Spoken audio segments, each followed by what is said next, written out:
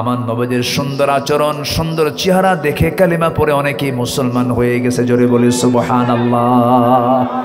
দায়ী হবে কঠোর না নরম? একজন দায়ী হবে কঠোর না নরম? উগ্র না বিনয়ী? উগ্র না বিনয়ী? প্রতিশোধ পরায়ণ না ক্ষমাশীল? ক্ষমাশীল। আমার বন্ধুগণ, নম্বর 3 হলো অবিচলতা, সাহসী এবং ধৈর্যশীল নেতৃত্ব প্রদান করতে হবে। আল্লাহ রাব্বুল আলামিন বলেন, ইয়া আইয়ুহাল্লাযীনা আমানুসবিরু ওয়াসাবিরু ওয়ারাবিতু ওয়াত্তাকুল্লাহা লাআল্লাকুম তুফলিহুন। নম্বর 4 হলো মদিনায় ভ্রাতৃত্বের আলোকে একটি ঈমানী সমাজ প্রতিষ্ঠা তিনি করেছিলেন। আল্লাহ রাব্বুল আলামিন তার ব্যাপারে বলছেন, ইন্নামাল মুমিনুনা ইখওয়াহ ফাআসলিহু বাইনা আখওয়াইকুম ওয়াত্তাকুল্লাহা লাআল্লাকুম তুরহামুন। জোরে বলুন আল্লাহু আকবার। সূরাতুল হুজুরাত আয়াত নম্বর 10। মুমিনরা হলো ভাই ভাই। মুমিনরা কি? ভাই ভাই। কোনো সমস্যা হলো ইসলাহ করে নাও, ঠিকঠাক করে নাও। মুমিনরা যদি তোমরা ঠিকঠাক না করতে পারো, রাষ্ট্র সমাজ কখনো গঠন করতে পারবা না।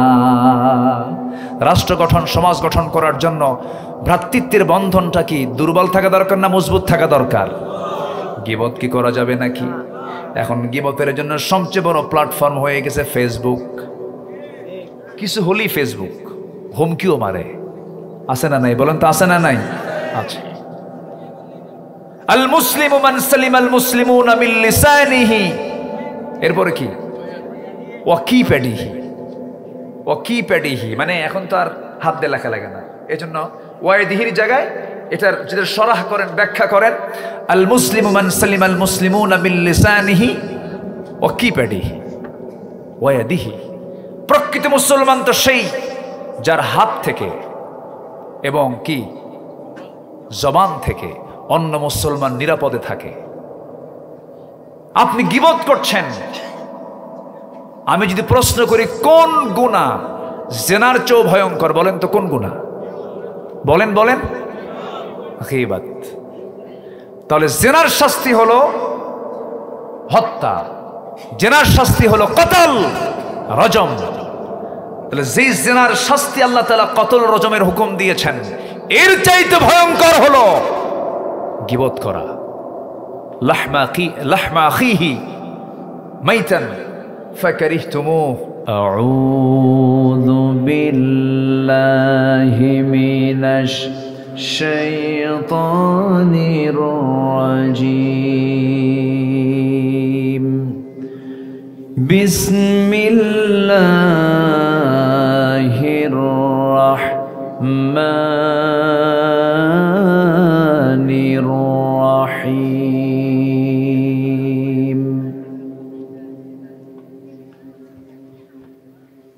লা ইকরাহা ফিদ-দীনি ক্বাদ তাবায়্যানার রুশদু মিনাল গাই।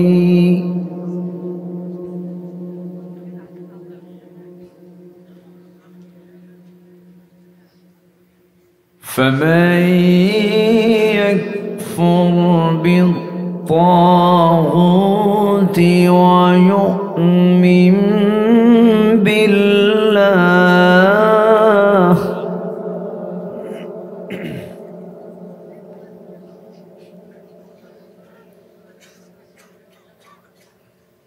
فمن يكفر بالطاغوت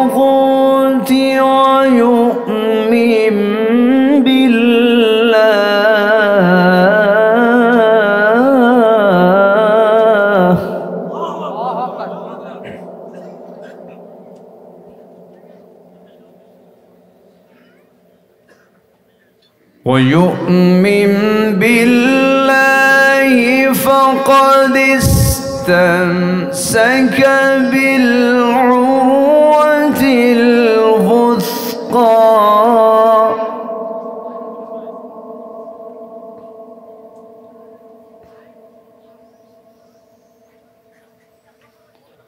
فقد استمسك بالعروة الوثقى لا انفصام لها والله سميع عليم.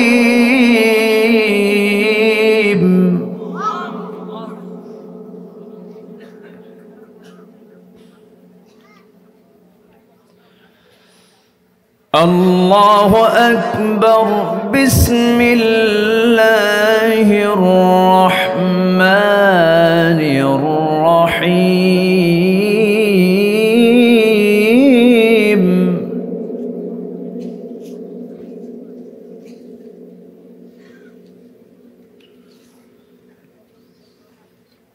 إن الله وملائكته يصلون على النبي يا أيها الذين آمنوا صلوا عليه وسلموا تسليما.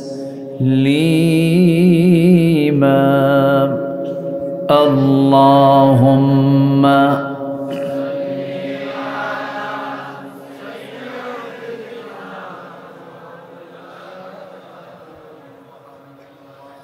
وعلى آله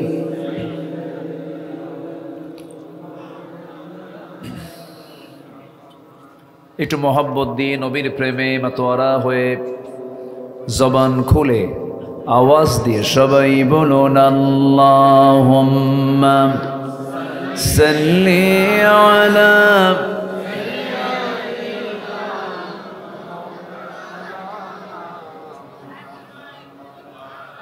وعلى آله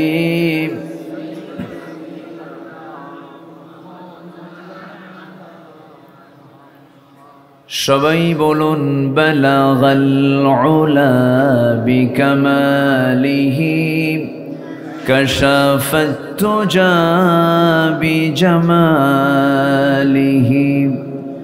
حسنت جميع خصاله صلوا سراج الملة تمهي فخر دو عالم دلبار مولاه شريف الأنبياء نسخا كل أديان ذره بلغ العلا بكماله كشف التجا بجماله حسنت جميع خصاله صلوا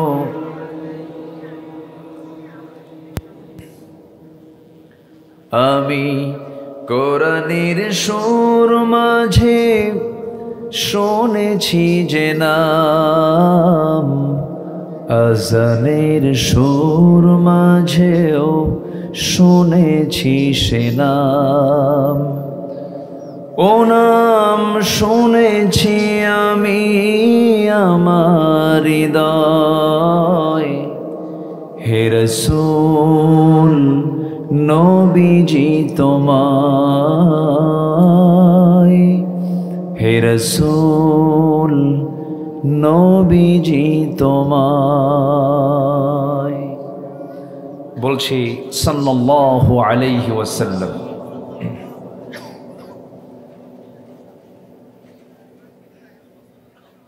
চট্টগ্রাম জেলার সাতকানিয়া উপজেলার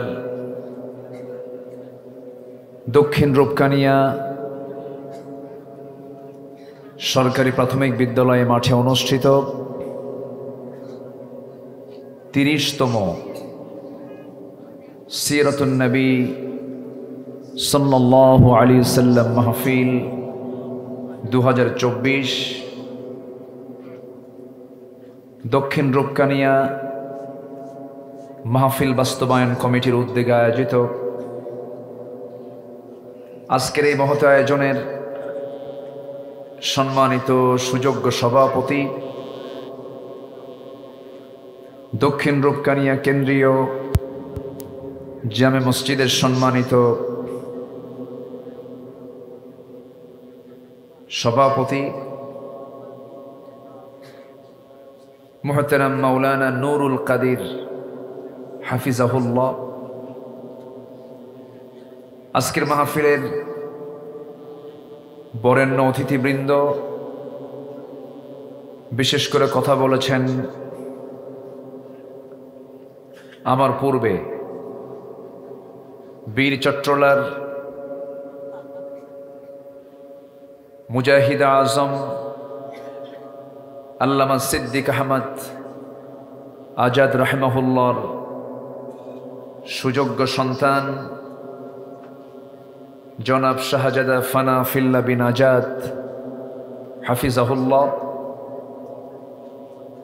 আজকের মাহফিলের বরেণ্য মেহমান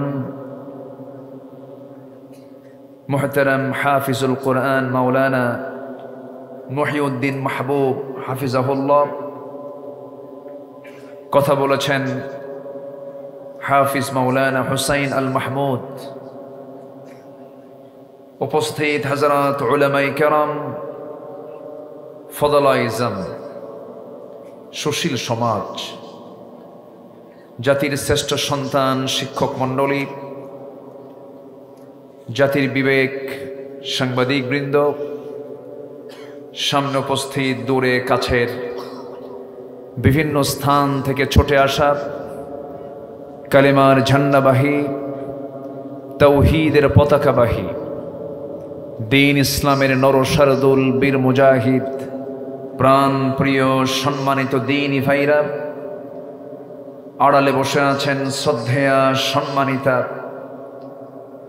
মা বোনেরা, আলোচনার সূচনায় আনুষ্ঠানিকতার মধ্য দিয়ে আমার পক্ষ থেকে আবারও দিল খোলা সালাম, আসসালামু আলাইকুম ওয়া রাহমাতুল্লাহি ওয়া বারাকাতুহু। সবাই কেমন আছেন? ওনারা বেগুন কেন আসন?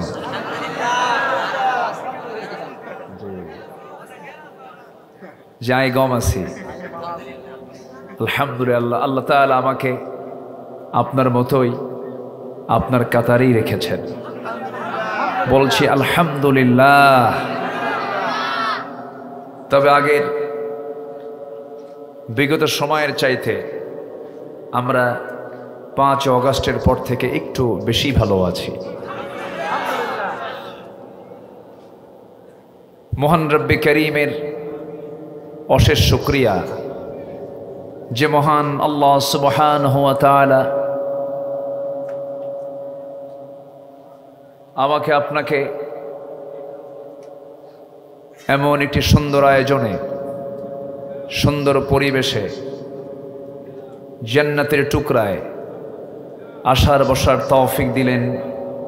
সেই মহান রবের শানে সমস্বরে জোরালো কণ্ঠে একযোগে বলে উঠছি আলহামদুলিল্লাহ। চিৎকার মেরে বলছি আল্লাহুম্মা ইন্নী আসআলুকা আল হুদা ওয়াত তুকা ওয়াল আফাফা ওয়াল গিনা। সবাই বলি আল্লাহুম্মা লাকা আসলামতু ওয়া বিকা আমানতু ওয়া আলাইকা তাওয়াক্কালতু ওয়া ইলাইকা আনাবতু ওয়া বিকা খাসামতু। আমরা আল্লাহ তাআলার শুকর আদায় করে নিলাম। সম্মানিত হাজিরিন, আমার আগে একাধিক উলামা হযরত এখানে কথা বলেছেন। আমি শেষ ক্লাসে বসেছি, আলোচনা আর একটু আগে উঠলে ভালো হতো। মেহমান ছিলেন, তারা কথা বলেছেন। শেষ ক্লাসে কিছু কথা বলতে চাচ্ছি, আমাকে সময় দেওয়া যাবে তো? কারো কোনো সমস্যা নাই? জোরে বলি ইনশাআল্লাহ। সমস্যা থাকার কথাও না, কারণ এখন মাহফিল বাস্তবায়ন করার জন্য কমিটিকে আর থানার কাছে যেতে হয় না, বরঞ্চ থানায় ফোন দিয়ে বলে কিছু লাগবে কি, ঠিক কিনা? এক সময় এমনও সময় গিয়েছে, মাহফিল কমিটি ছিল হলো থানার কাছে দাগি আসামি, জুতার তলা ক্ষয় হয়ে যেত, মাহফিলের পারমিশন মিলত না। যারা কোরআনকে অচল করে দেওয়ার জন্য এই তাফসীর মাহফিলগুলোকে 16 বছর অযথা বিনা কারণে বন্ধ রেখেছিল, আল্লাহ তাদের কাজকে অচল করে দিয়েছেন। তারা আজকে সচল না অচল? দেশে না বাইরে? কই যে জানে তাও তো কেউ জানে না, কই যে আছে কেউ জানে না। সম্মানিত ভাইয়েরা, সম্মানিত বন্ধুগণ, আমরা সুদিন কিছু পেয়েছি, আমরা সময়কে কাজে লাগাবো। জোরে বলি ইনশাআল্লাহ। আমাদের এখন দরকার হলো মানুষ তৈরি করা। এখন প্রয়োজন হলো নিজের পরিবার, গ্রাম, সমাজ, রাষ্ট্র এগুলোর সংস্কার করা। এই জন্য নিজেকে যোগ্য করে গড়ে তোলার দরকার আছে না নাই? নিজেকে যোগ্য করে গড়ে তোলার জন্য একটাই সিরাত দরকার, সেটা হচ্ছে সিরাতে মুহাম্মদ সাল্লাল্লাহু আলাইহি ওয়াসাল্লাম। বান্দার জন্য একজনই মডেল, বান্দার জন্য একজনই আদর্শ। কে করে দিয়েছেন? আল্লাহ করে দিয়েছেন। আল্লাহ রাব্বুল আলামিন বলেন, لقد كان لكم في رسول الله أسوة حسنة لمن كان يرجو الله واليوم الآخر وذكر الله كثيرا।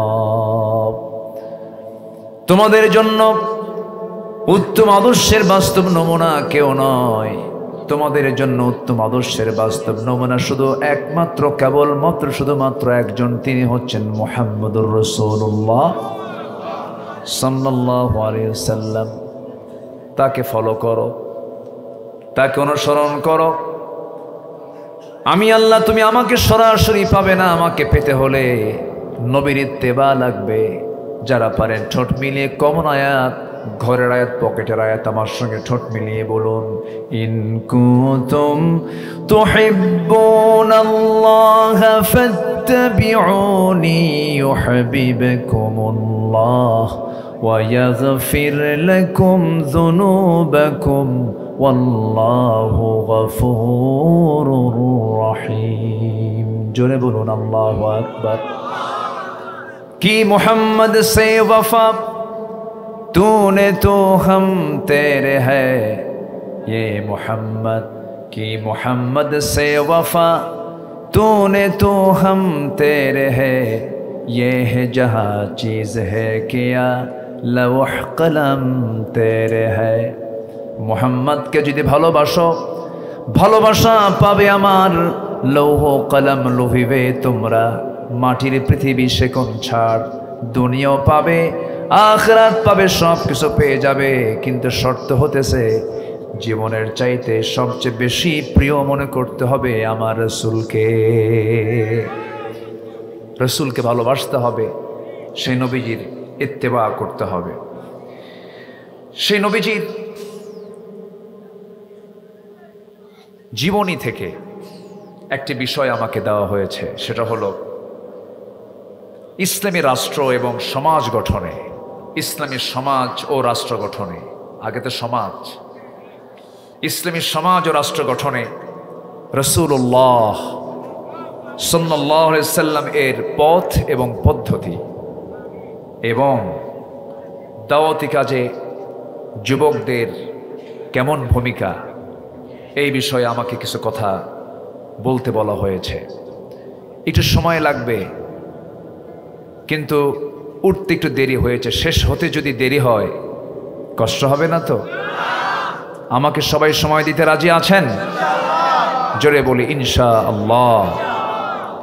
সম্মানিত ভাইয়েরা, রাষ্ট্র যে ইসলাম দিয়ে সাজানো যায় এটা অনেকে মানতেই চায় না, আছে কিনা বলেন? রাষ্ট্র ইসলাম দিয়ে সাজাতে হবে এটা অনেকে মানতে চায় না। তারা বলে ধর্ম ধর্মের জায়গায় থাকবে, রাষ্ট্র রাষ্ট্রের জায়গায় থাকবে।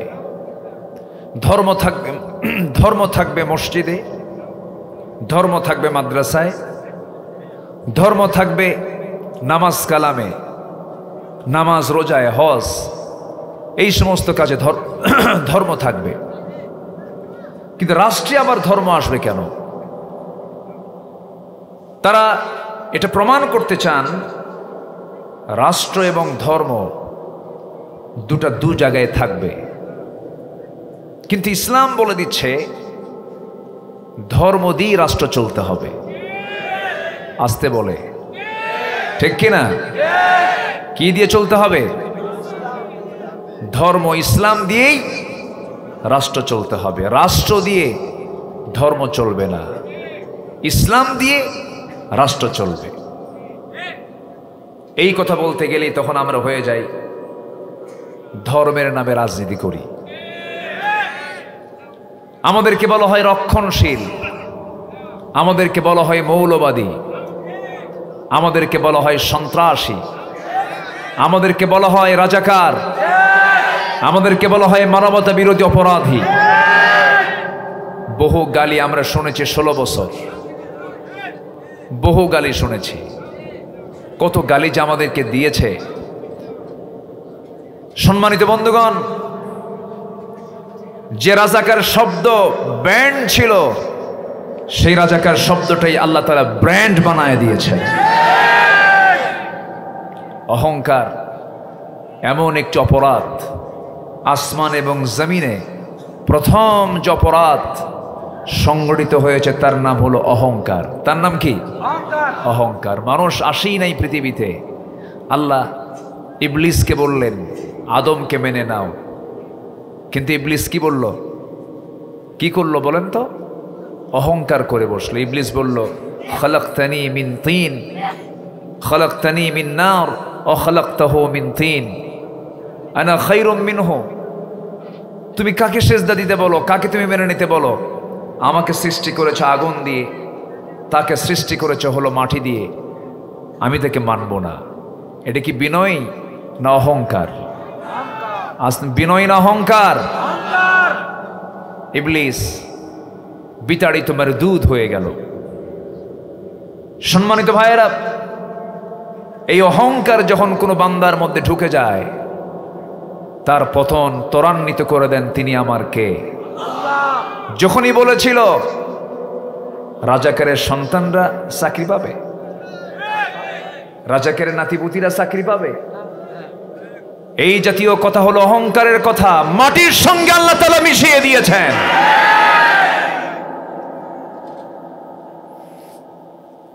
অনেকে বলতো না মরা পর্যন্ত উপায় নাই, বলতো না? 2021, 2041, ভিশন 21, আবার বলল 2041, কিন্তু 24ই শেষ, 24ই শেষ। আমি ভেবেছিলাম যুবকরা মনে হয় ডিভাইসে আসক্ত হয়ে পড়েছে, মাদকাসক্ত হয়ে পড়েছে, গেমস আসক্ত হয়ে পড়েছে, নোংরামিতে জড়িয়ে গেছে, মনে হয় যুব সমাজ শেষই হয়ে গেছে। কিন্তু জাতে মাতাল তালে ঠিক, ঠিক কিনা? কি দেখায় দিল? কি আন্দোলন করলো, এই সাহস যুবকদের ভিতরে তৈরি করে দিয়েছেন তিনি আমার কে। সবগুলো ঝাঁপিয়ে পড়ল 5 অগাস্টের দুপুরের পর। মাত্র টাইম হলো 45 মিনিটস, 45 মিনিট সময়। কি দাপট, কি পাওয়ার, কি ক্ষমতা, সব কিছুকে মাটির সঙ্গে মিশিয়ে দিয়েছেন তিনি আমার কে। মূলত এই বিজয়টা কে দিয়েছেন বলেন তো? যুবকদের মনে সাহস দিয়েছেন কে? যদি পালাতো, যুবকরা যদি পিছপা হতো, আজকে মাহফিল হতো? আল্লাহ রাব্বুল আলামিন বলেন, ইল্লা তানফিরু يعذبكم عذابا أليما ويستبدل قوما غيركم ولا تضروه شيئا। তোমরা যদি পালাতে, আমি তোমাদের বিকল্প এমন একটা জাতি চাপিয়ে দিতাম যাদের তোমরা কিছুই করতে পারতে না। আজকে সাহস যোগী আমার সন্তান, আপনার সন্তানরা চাপিয়ে পড়েছিল, সেই যুবকদের সাহায্য করেছেন তিনি আমার কে? আল্লাহ তাআলা। একটা পরিবেশ যখন পেয়েছি আমরা, 53 বছরে এই পরিবেশ আমরা পাইনি। 1971 সাল, আজকে 2024 সাল, এই 53 বছর আমরা এই অনুকূল পরিবেশ পাইনি। চট্টগ্রামের মাহফিলে 144 দ্বারা বহুবার জারি হয়েছে। বিগত সরকারের আমলে পৃথিবীর বাংলাদেশের বিভিন্ন জায়গায় ইসলাম বিরোধী চক্র বিভিন্ন সময় ষড়যন্ত্র করেছে, কিন্তু 2024 সালের 5 অগাস্টের পর আমরা যে পরিবেশটা পেয়েছি, এই পরিবেশকে আমার আপনার কাজে লাগাতে হবে। এই 53 বছরে কেউ দেশ চালিয়েছে 25 বছর, কেউ চালিয়েছে 16 বছর, কেউ চালিয়েছে 9 বছর, মাঝখান দিয়া মঈনুদ্দিন ফখরুদ্দিনরা চালাইছে কয়েক বছর। সব দেখা শেষ। আগামীর দেশ আমরা দেখতে চাই ইসলামের দেশ, কোরআনের দেশ। রাজি আছেন কারা কারা? হাত উঁচু করে দেখা।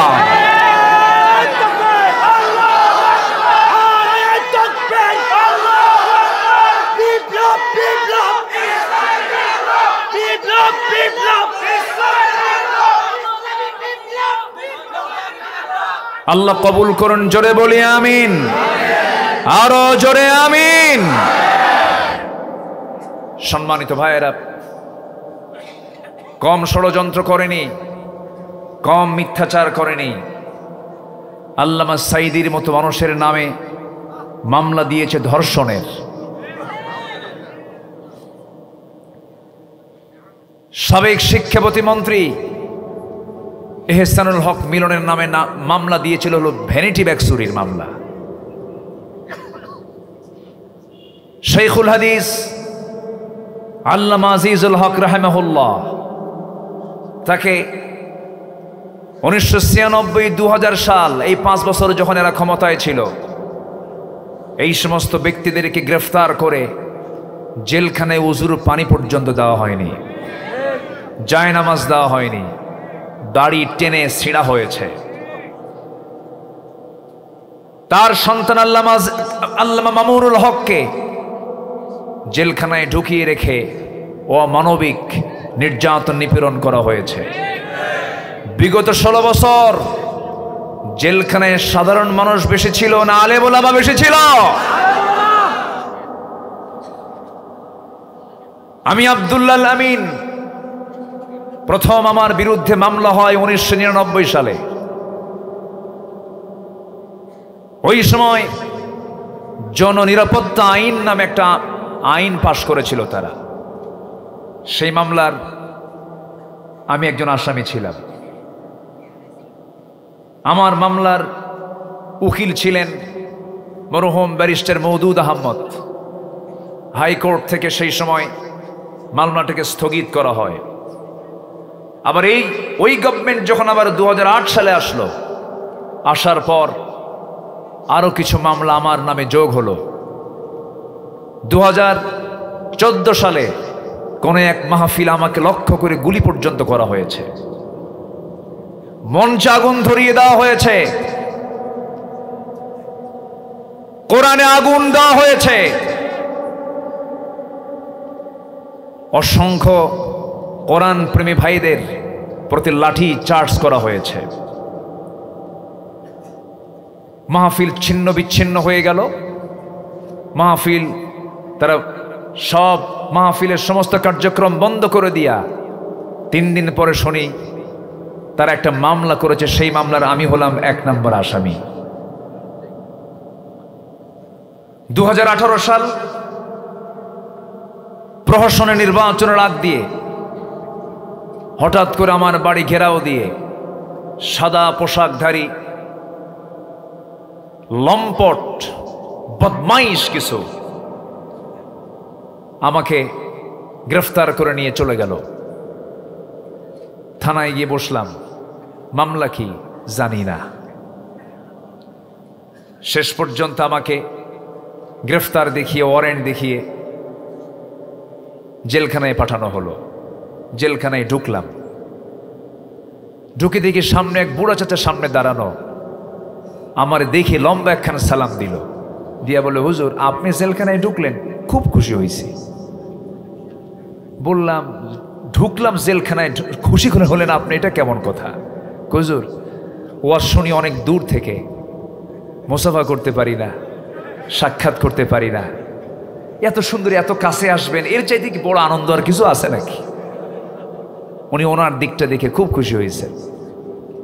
বললাম, চাচা আপনি জেলখানায় কেন? কে বাবা আমার বয়স 85 বছর,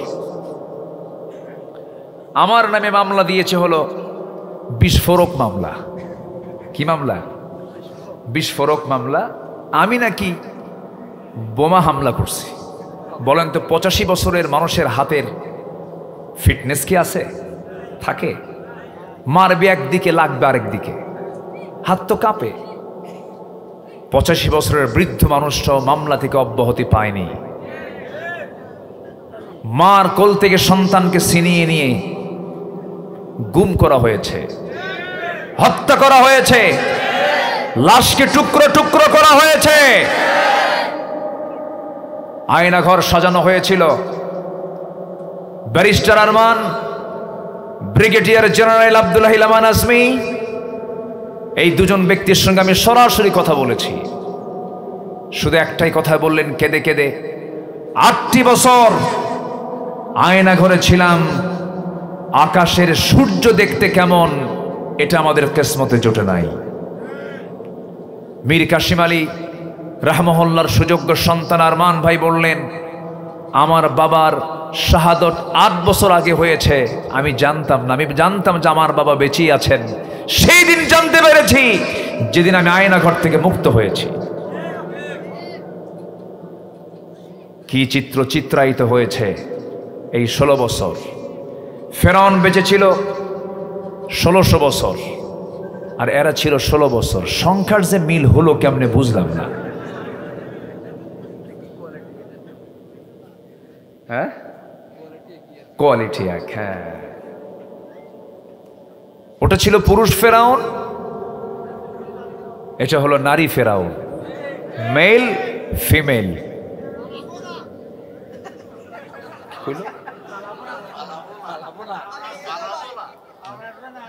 ও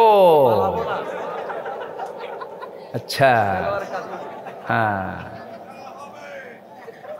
খেলা হবে না, এটা বাজে কথা। এটা জানেন, একজন দেশের কর্ণধার, একজন দেশের উচ্চ পদস্থ একজন ব্যক্তির মুখ থেকে এই জাতীয় হালকা কথা, বেমানান, বেফাস, ব্যক্তিত্বহীন ছাড়া এই জাতীয় কথা মুখ থেকে বের হতে পারে না। নোংরা। কোথায়? উনি তো খেলতে পারলেন না। উনি যে আসেন যে কোন জগতে, চতুর্থ আসমান না পঞ্চম আসমান, আল্লাহ তো জানে। চোরের মায়ের আছে নাকি এলাকায় এই কথা কয়? চোরের মায়ের বড় গলা। অনেক কিছু হয়েছে, অনেক কিছু করেছে। আমরা পরিবেশ পেয়েছি, আমরা ইসলাম দিয়ে দেশটাকে সাজাতে চাই। সবাই রাজি আছেন তো? দেশ সাজানোর আগে নিজকে সাজানোর দরকার আছে না নাই? পৃথিবীকে গড়তে হলে আগে নিজকে গড়তে হবে, নিজের পরিবারকে গড়তে হবে, সমাজকে গড়তে হবে, রাষ্ট্রকেও গড়তে হবে। সম্মানিত বন্ধুগণ, ইসলামী রাষ্ট্র এবং সমাজ গঠনে নবীজির পথ এবং পদ্ধতি, এই বিষয়ে আমি 12টা আর্টিকেল নিয়ে কথা বলতে চাচ্ছি। যেহেতু সাবজেক্ট নির্দিষ্ট বিষয়ের উপরে, আমারও ধৈর্য ধরে বলতে হবে, আপনাকেও ধৈর্য ধরে শুনতে হবে। জোরে বলি ইনশাআল্লাহ। কারো যাওয়া যাবে না, এটা ক্লাস। এটা কি বলেন তো? ক্লাস। কেউ নড়বো না, বসুন। যদি বসতে মন না চায় তাহলে ভাবতে হবে এখানে ওয়াসওয়াসা দেবার জন্য কে আসতেছে। শয়তান তো সাতকানিয়া চেনে না, আসতে কয়। শয়তান কি সাতকানিয়া চেনে? চেনে কি না? চেনে। হ্যাঁ, এই চট করে নাম বলে ফেলে, দরকার নাই তো। আকলমন্দ ইশারা বা আরশাদ, বুঝি তো। লোহাগাড়া মাহফিল আমার গত 5 বছর আগের কথা বলছি। মাহফিল শুরু করছি আমি, দেখি যে পুলিশ চলে আসছে। কমিটি বলতেছে হুজুর আমরা নাই, আপনিও চলে যান। আমি কই রে বাবা, এটা কি মুজাহিদ, সব নাই নাই, এটা কেমন কথা? কি আচরণগুলো করেছে। সম্মানিত বন্ধুগণ, যারা কোরআনের বিরুদ্ধে ষড়যন্ত্র করেছে, যুগে যুগে ইতিহাসের রাস্তা করে তারা নিক্ষিপ্ত হয়েছে। সম্মানিত ভাইয়েরা, আসুন আমরা মূল বিষয়টার দিকে যাই। রাষ্ট্র কি ইসলাম দিয়ে চলতে পারে? আসতে পারে, চলতে পারে। কি বিফলভাবে না সফলভাবে? বিফলভাবে না সফলভাবে? ইসলাম কার? আসতে বলবেন না, ইসলামটা কার? ইসলাম কে দিয়েছেন? আল্লাহ দিয়েছেন। আল্লাহ রাব্বুল আলামিন বলেন, ইন্নাদ-দীনা ইনদাল্লাহিল ইসলাম। আমার আল্লাহর কাছে মনোনীত দিন, মনোনীত জীবন বিধান 2টা নয়, 3টা নয়, 4টা নয়, মাত্র একটা, তার নাম হলো ইসলাম। ইসলাম কার? আল্লাহ।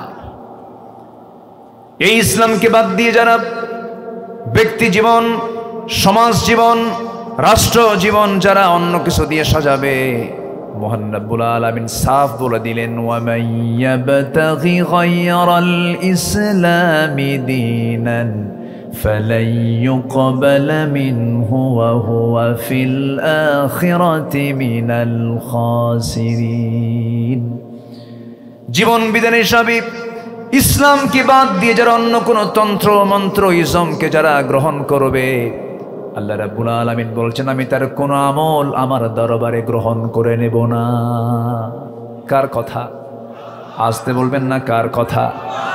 আল্লাহ রাব্বুল আলামিন আরেক জায়গায় বলছেন, আফা গায়রা দীনিল্লাহি ইয়াবগুন ওয়া লাহু আসলামা মান ফিস সামাওয়াতি ওয়াল আরদ তাওআন ওয়া কারহা। জোরে বলুন আল্লাহু আকবার। মানুষ কেমন করে বেহায়ার মতো, নির্লজ্জের মতো ইসলামটাকে বাদ দিয়ে অন্য কোনো দলকে গ্রহণ করে, অথচ আসমান জমিনে যা কিছু আছে সব ইচ্ছাই হোক অনিচ্ছাই হোক আত্মসমর্পণ করছে কার কাছে? আসতে বলবেন না, কার কাছে? আল্লাহর কাছে তারা সারেন্ডার করছে। আমার বন্ধুগণ, এই জন্য আমরা ইসলাম দিয়ে সব কিছু সাজাতে চাই। আমার নবীজি সমাজ এবং রাষ্ট্র গঠনে যে পথ পদ্ধতি তিনি দেখিয়েছেন, তিনি একটা রাষ্ট্র গঠন করতে নিয়ে 1 নাম্বার তিনি খেয়াল করেছেন সমাজ থেকে শিরিককে কেমন করে দূর করা যায়। কি দূর করা যায়? শিরিককে কেমন করে দূর করা যায়।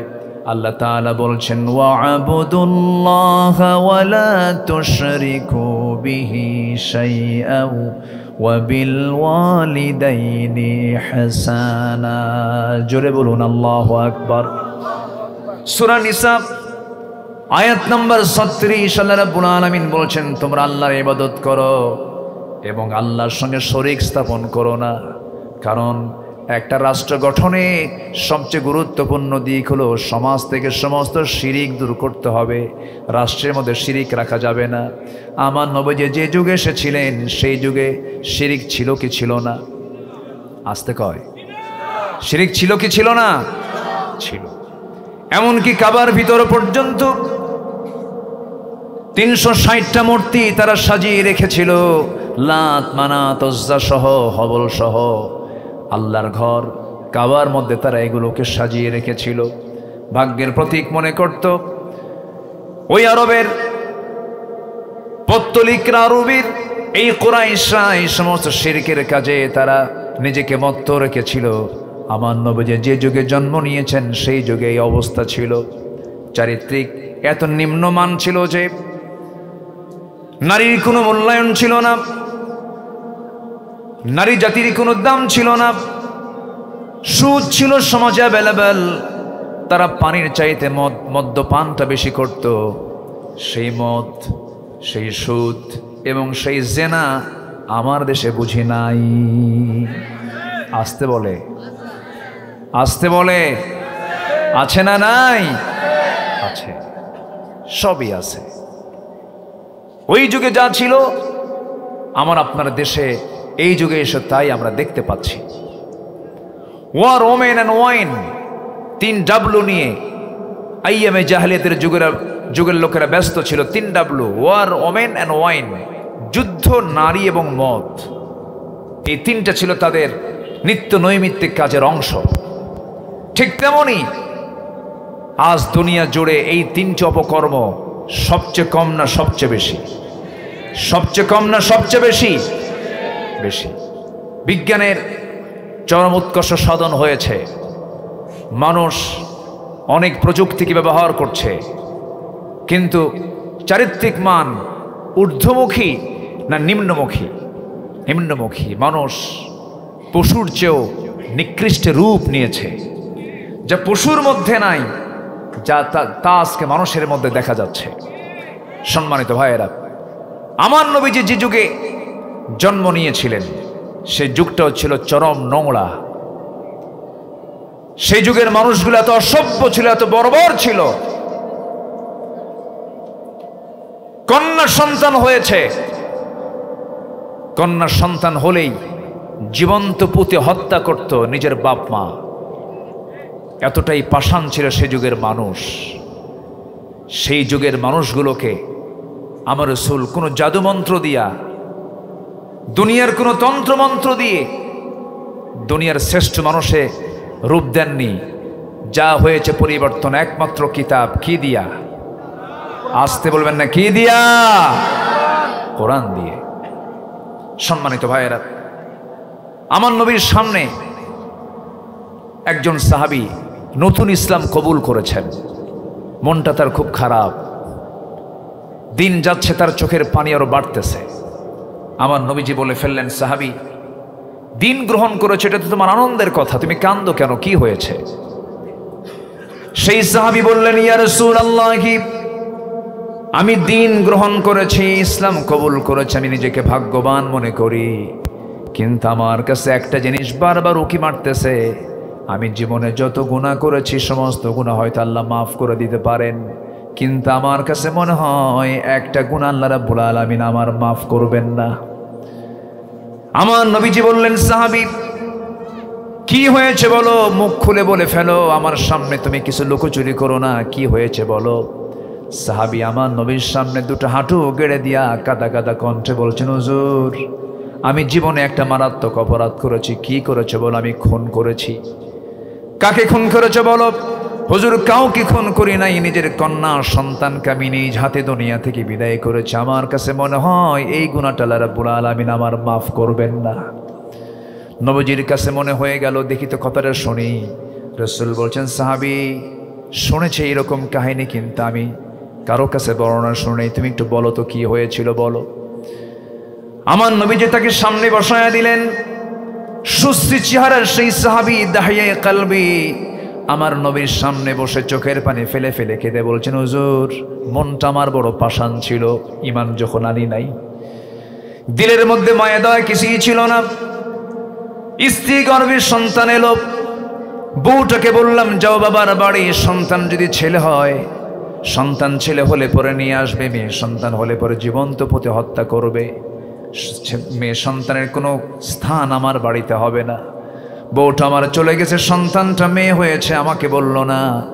সন্তানটা আমার চোখের আড়ালে, আমার বউটা তার মায়া না ছাড়তে পেরে ধীরে ধীরে বড় করতে লাগলো। বড় হয়ে গেছে 6 বছর, কোনোদিন আমার চোখের সামনে পড়ে নাই। একদিন হঠাৎ করে আমার চোখের সামনে বাচ্চাটা ধরা পড়ে গেছে। আমি চট করে তার হাতটা ধরে ফসলাম। আমার মতোই চোখ, আমার মতোই নাক, আমার মতোই কপাল, আমার মতোই চুল, আমার মতো হাত পা। সন্দেহ লাগলো, সন্তানটাকে শক্ত করে ধরে বউয়ের সামনে দাঁড়িয়ে নিয়ে বললাম, আমার স্ত্রী হলফ করে বলো তো, সত্যি করে বলো তো, সন্তানটা কার সন্তান? আমার স্ত্রী থরথর করে কাঁপে আর বলি, স্বামী গো, আপনার সন্তানের তথ্য আমি কতক্ষণ গোপন করব? এই সন্তান তো 6 বছর আগে আমার গর্ভ থেকে এসেছিল, আমি আপনাকে জানাই না, আপনার ওরসের সন্তান এটা। হুজুর এই কথা বলার সঙ্গে সঙ্গে আমি অগ্নিশর্মা হয়ে গেলাম, প্রচন্ড ক্ষিপ্ত হলাম, কিন্তু প্রকাশ করলাম না। ভিতরে ভিতরে চরম জ্বলে উঠলাম, অভিনয় করা শুরু করলাম। তৎক্ষণাৎ মেয়েটাকে জড়িয়ে ধরে আদর করলাম, চুমু দিলাম আর বললাম, মা তোমাকে কোনোদিন কাছে নেই না, আজকে কাছে নিয়েছে, তোমাকে নারীর বাড়িতে বেড়াতে নিয়ে যাব। অভিনয় শুরু করে দিলাম। মেয়েটা দারুণ খুশি হয়ে বলে, মা আব্বার সঙ্গে আগে পরিচয় করে দাও নাই কেন? আমার বাবা তো অনেক ভালো মানুষ। আমার মেয়েটা আমার কাছে আশ্রয় নিল, পৃথিবীর শ্রেষ্ঠ নিরাপদ কোল আমাকে মনে করে আমার সঙ্গে রওনা দিল। নারীর বাড়ির কথা বলে আমি তাকে নিয়ে রওনা করলাম। নারীর বাড়ির দিকে না গিয়ে আমি চলে গেলাম সোজা জঙ্গলের দিকে। জঙ্গল পার হচ্ছি, মেয়েটার মুখটা ছোট হয়ে যাচ্ছে। মেয়েটা কেঁদে কেঁদে বারবার বলছে, বাবা তুমি এইদিকে আসো কেন? নারীর বাড়ি কি তুমি যাবা না? কিচ্ছু বললাম না। জঙ্গল পার হওয়ার পরে গর্ত খনন শুরু করলাম কোদাল দিয়ে। দুপুরবেলা গর্ত খনন করছে আর মেয়েটা বারবার আমাকে ইঙ্গিত দিচ্ছে, বাবা নারীর বাড়ি কখনো যাবে, তুমি এখানে গর্ত খনন কেন করো? হুজুর আমি যখন গর্ত খনন করছিলাম, ইয়া রাসূলুল্লাহ, বালুগুলো ছিটকে এসে আমার দাড়ির মধ্যে ঢুকে যায়, আর আমার মেয়েটা তার কচি কচি হাত দিয়ে নখ দিয়ে খিলাল করে করে সেই মাটিগুলো সাফ করে দেয়। আমি আমার কোদাল দিয়ে যখন গর্ত খনন করছিলাম, আমার শরীর থেকে দুপুরবেলা দ্বিপ্রহর আমার শরীর থেকে ঘামগুলো ঝরতেছিল। আমার মেয়েটা গামছা দিয়া সে ঘামগুলো বারবার ঝরে দেয়, ঘামগুলো বারবার মুছে দেয় আর বলছে, বাবা গর্ত খনন কেন করো? কিচ্ছু বললাম না, দয়া মায়া হলো না। গর্ত খনন যখন শেষ হয়ে গেল, আমার মেয়েটাকে মুস্কি একখান হাসি দিয়ে বললাম, মা দেখো তো গর্ত খনন কেমন হয়েছে। আমার মেয়েটা সরল মনে আমার দিকে মুস্কি একখান হাসি মেরে সন্তানটা সরল মনে গর্তের কাছে গিয়ে যখন উকি মেরে দেখতে লাগলো, আমি পিছন দিকে চলে আসলাম। পিছন দিকে এসে পিছন দিক থেকে এত জোরে একটা ধাক্কা মারলাম, গর্তের মধ্যে উপর হয়ে পড়ে গেল। সন্তানটা আবার চিত হয়ে দুইটা হাত এক জায়গায় করে বলছে, বাবা বুঝতে পেরেছি মার কথাটাই সত্য হয়েছে। আমার মা যা বলেছিলেন তাই হলো। বাবা তুমি আজকে আমাকে মেরে ফেলার জন্য এই জায়গায় নিয়ে এসেছ, কিন্তু বাবা তোমার কাছে আমার শেষ একটা আবদার। বাবা আজকে তুমি আমাকে প্রাণে বাঁচায়া দাও। আমি তোমার কাছে ওয়াদা করছি, জীবনে এই চেহারা তোমার সামনে দেখাবো না, প্রয়োজনে ভিক্ষা করে খাবো, আমি তোমার কাছে কোনোদিন আসবো না। বাবা বারবার বলার পরও দিলটা নরম হলো না। হুজুর হাতের মধ্যে পাথর নিলাম, পাথর একখান নিয়া শিরকিয়াতের কারণে, জিহালাতের কারণে আমার ওই সন্তানটার কলিজা বরাবর মেরে দিলাম। ফিঙ্কি দিয়ে রক্ত বের হয়ে গেল। আমার নিজের হাতে কোদাল দিয়া, মাটি দিয়া, বালু দিয়া, চাপা দিয়া জনমের মতো শেষ করে দিলাম। কিন্তু বারবার সারা জীবন কখনো মনে হয় নাই, কিন্তু দিন গ্রহণ করার পরে আমি যখন রাতে ঘুমাতে যাই, যখন খেতে যাই, তখন যেন মনে হয় সন্তানটা পিছন থেকে আমাকে ডাকে। আমার নবীজি কথাটা শোনার পরে বলছেন, সাহাবী তুমি কি জানো ইসলাম এমন একটি দিনের নাম যদি কোনো বান্দা নতুন করে দিন ধর্ম গ্রহণ করে নেয়, তার যত বড় গুনাহ হোক না কেন পূর্বের সমস্ত গুনাহ আমার আল্লাহ মাফ করে দেন। আমার ভাইরা, সে অসভ্য মানুষগুলোকে, সেই বর্বর মানুষগুলোকে, সেই জাহেলি মানুষগুলোকে আমার নবীজি এক সুতার কাঠিতে আবদ্ধ করেছেন, এক প্ল্যাটফর্মে নিয়ে এসেছেন। আমার নবীজি এমন মানুষ সেই অসভ্য সমাজ থেকে বের করে আনলেন, যারা হলো আবু বকর, যারা হলেন ওমর, যারা হলেন ওসমান, যারা হলেন আলী। এত পৃথিবীর সেরা মানুষ ওই জাহেলি যুগ থেকে বের করেছেন অন্য কিছু দিয়া নয়, একমাত্র কি দিয়া?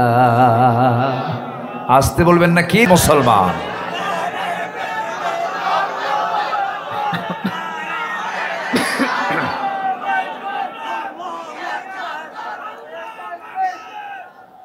আল্লাহ কবুল করুন, জোরে বলি আমিন, আরো জোরে আমিন। সম্মানিত ভাইয়েরা, সমাজ এবং রাষ্ট্র গঠনে আমার নবীজির পথ এবং পদ্ধতির এক নম্বর দিক হলো সমাজ থেকে শিরক দূর করে তাওহীদকে প্রতিষ্ঠা করা। আমার নবীজি সকল প্রকার শিরক তিনি দূর করতে অক্ষম হয়েছিলেন না সক্ষম হয়েছিলেন, কিন্তু মক্কায় তিনি পারেন নাই। মক্কায় পেরেছিলেন? মক্কায় তিনি মার দিয়েছেন না মার খেয়েছেন? আমি কি আলোচনা শেষ করে দেব? তো এই যে একজন দুজন করে ওঠে,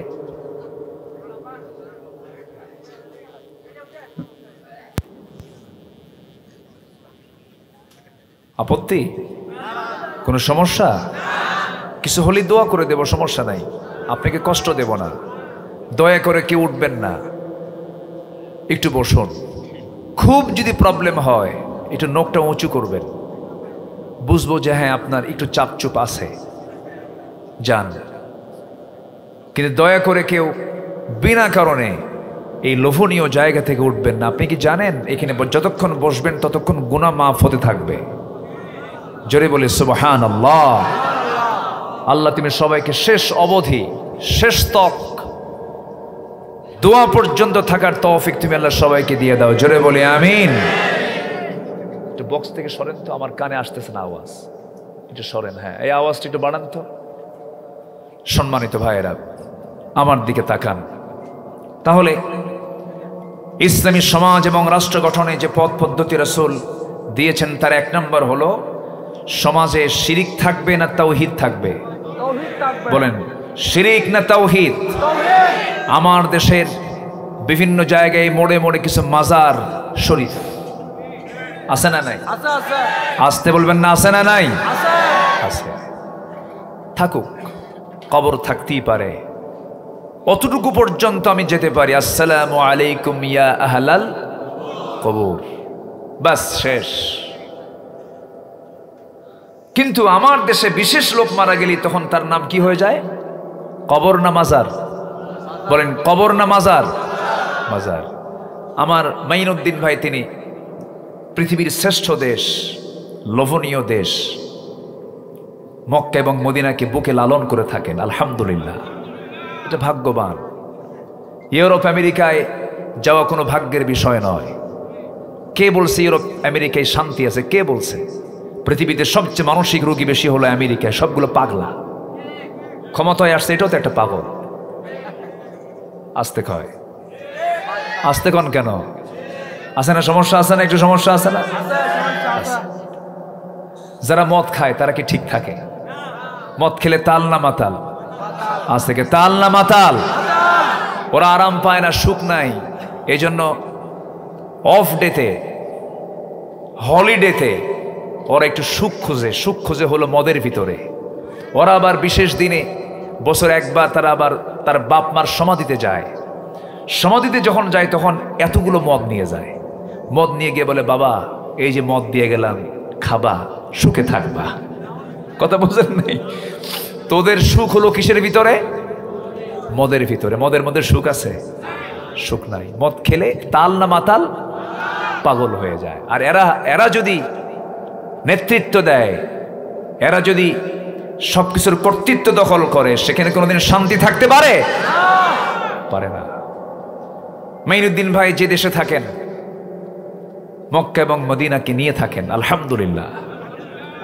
আচ্ছা, আমার নবীর মকবরা যেখানে তিনি শুয়ে আছেন, এটাকে আরবিতে বলা হয় মাকবারাতুন নবী সাল্লাল্লাহু আলাইহি ওয়াসাল্লাম। নবীর কবর মাজার হয় না। আর আমার দেশের বিশেষ লোকের কবর কি হয়? মাজার। শুধু না, মাজার শরীফ। মাজার শরীফ। সামনে গেলে জুতা পায়ে যাওয়া যাবে না, খালি পায়ে যেতে হবে। ঢুকলে বের হওয়ার সময় পিঠ দেখানো যাবে না, পৃষ্ঠ প্রদর্শন করিলেই ক্ষতি হইবে। কি আছে না নাই বলেন তো? আমি খুলনার খান জাহান আলী রাহেমাহুল্লাহর কবর সামনে পেলাম, ভাবলাম একটু জিয়ারা করি। সামনে পাইছি, ভিতরে ঢুকবো, এক সন্ত্রাস গরুর মতো চোখ বানাইছে। আমি জুতা নিয়ে ঢুকতেছি, আমাকে বলে আপনি কি পবিত্রতা বোঝেন না? আপনি মাজার শরীফে জুতা হাতে নিয়ে ঢোকেন? বললাম নবীর কবরে ঢুকলাম জুতা হাতে নিয়ে, নবীর মাকবারা জিয়ারা করলাম, সাথে জুতা হাতে ছিল, সেখানে কোনো সমস্যা নাই। তুমি কে? আমার দিকে দেখি এরকম চোখ গরম গরম করে আছে। তো বলতে জুতা এখানে থুয়ে যান। বললাম জুতা যদি চুরি হয় দোষ নাই, তুই তো চোর, জুতা চোর।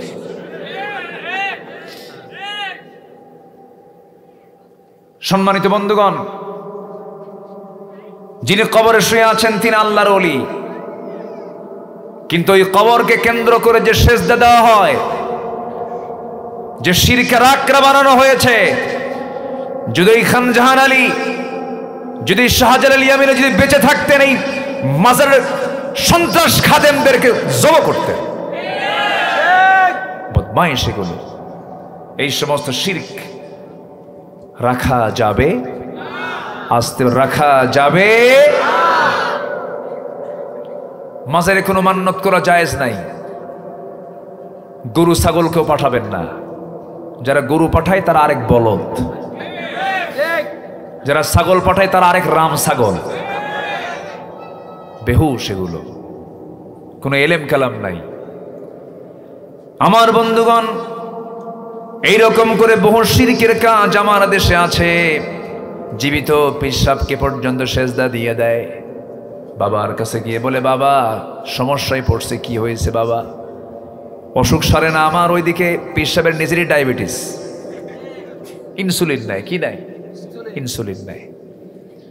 বাবা তুমি আমার একটু নজর দাও আমার দিকে।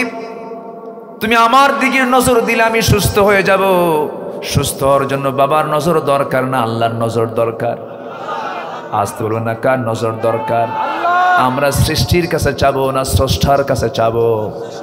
অন্য ধর্মের মানুষ, ধরুন আমার পার্শ্ববর্তী দেশের মানুষ, তারা সূর্যের কাছে চায়, চন্দ্রের কাছে চায়, গাছের কাছে চায়, তুলসী গাছের কাছে চায়। তাহলে ওরা সৃষ্টির পূজা করে। আর আমার দেশের মুসলিম নামদারি কিছু মানুষ আছে, তারা পীর সাহেবের কাছে চায়। ওদের চাওয়া আর এই লোক অজ্ঞ লোকের চাওয়ার মধ্যে কোনো বিন্দু পরিমাণ তফাৎ নাই। চাইবো আমরা কার কাছে বলেন? যদি চাইতে হয় তোমরা আল্লাহর কাছে চাও। তোমার জুতার ফিতা ছিঁড়ে গেছি, ইন্না লিল্লাহ বলে আগে জুতার ফিতা ঠিক করার জন্য আল্লাহকে বলো। ছোট বিষয়ে হোক বড় বিষয়ে হোক, যখন বান্দা আল্লাহর কাছে বারবার চায়, পৃথিবীর কোনো মানুষের কাছে মানুষ চাইলে পরে বিরক্ত হয়, কিন্তু বান্দা যখন আল্লাহর কাছে বারবার চায়, আমার আল্লাহর বৈশিষ্ট্য, আল্লাহ বেশি খুশি হয়ে যান ওই বান্দার উপরে। আমরা আল্লাহর কাছে যখন চাবো লজ্জা নিয়ে না, বেহায়া হয়ে। ভালো করে বলেন, আল্লাহর কাছে যখন চাবো আমরা লজ্জা নিয়ে না বেহায়ের মতো? বেহায়ের মতো চাইতে হবে। লজ্জা নিয়ে একবার চাবেন, আর তো চাবেন না। কিন্তু আল্লাহর কাছে আমরা চাইবো বেহায়ের মতো, বারবার চাবো আল্লাহ দাও, আল্লাহ দাও, আল্লাহ দাও। সেজদার মধ্যে বলবো, রুকুর মধ্যে বলবো, নামাজের মধ্যে বলবো। সেজদার মধ্যে বান্দা যত লম্বা সেজদা দেবে, যা চাবে বারবার চাবে, আল্লাহ বলেন বান্দারে সমস্ত শ্রেষ্ঠ চাওয়া হলো সেজদার ভিতরে আমার কাছে চাবি, আমি তোর সমস্ত চাওয়াকে কবুল করে নেব। উদউনি আস্তাজিব লাকুম, আমাকে তুমি ডাকো। কিন্তু খবরদার, ওয়াবুদুল্লাহ ওয়ালা তুশরিকু বিহি শাইআন, আমার গোলামি করতে নিয়ে শিরকের কাছে যাবে না। শিরকের গুনাহ এমন একটা গুনাহ যে গুনাহ আল্লাহ রাব্বুল আলামিন কখনো মাফ করবেন না। ওমাই ইউশরিক বিল্লাহ ফাকাদ হারামাল্লাহু আলাইহিল জান্নাহ, যে বান্দা শিরক করবে সেই বান্দার জন্য জান্নাতটা বাজেয়াপ্ত হারাম হয়ে যাবে। শিরকের ধারে বসে যাওয়া যাবে না।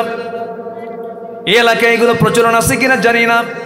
সকালবেলা বাকি দেওয়া যাবে না, শনিবারে বাঁশ কাটা যাবে না, মঙ্গলবারে বিয়ে হওয়া যাবে না, বৃষ্টির দিনে বিয়ে হলে পরে সারা জীবন তার চোখের পানি ফুরাবে না। এগুলো আছে নাকি? আছে, হ্যাঁ, কিছু কিছু আছে। এগুলো হচ্ছে দাদির কথা। কার কথা? দাদি, হাদিস না, এগুলো কার কথা? দাদির কথা।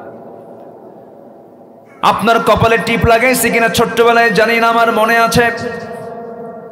আমারটা তো মনে নাই, আমার ইমিডিয়েট যারা বোন আছে, ভাই আছে, আমি এদেরকে দেখেছি। আমার মা পর্যন্ত এই ভুলগুলো করেছেন।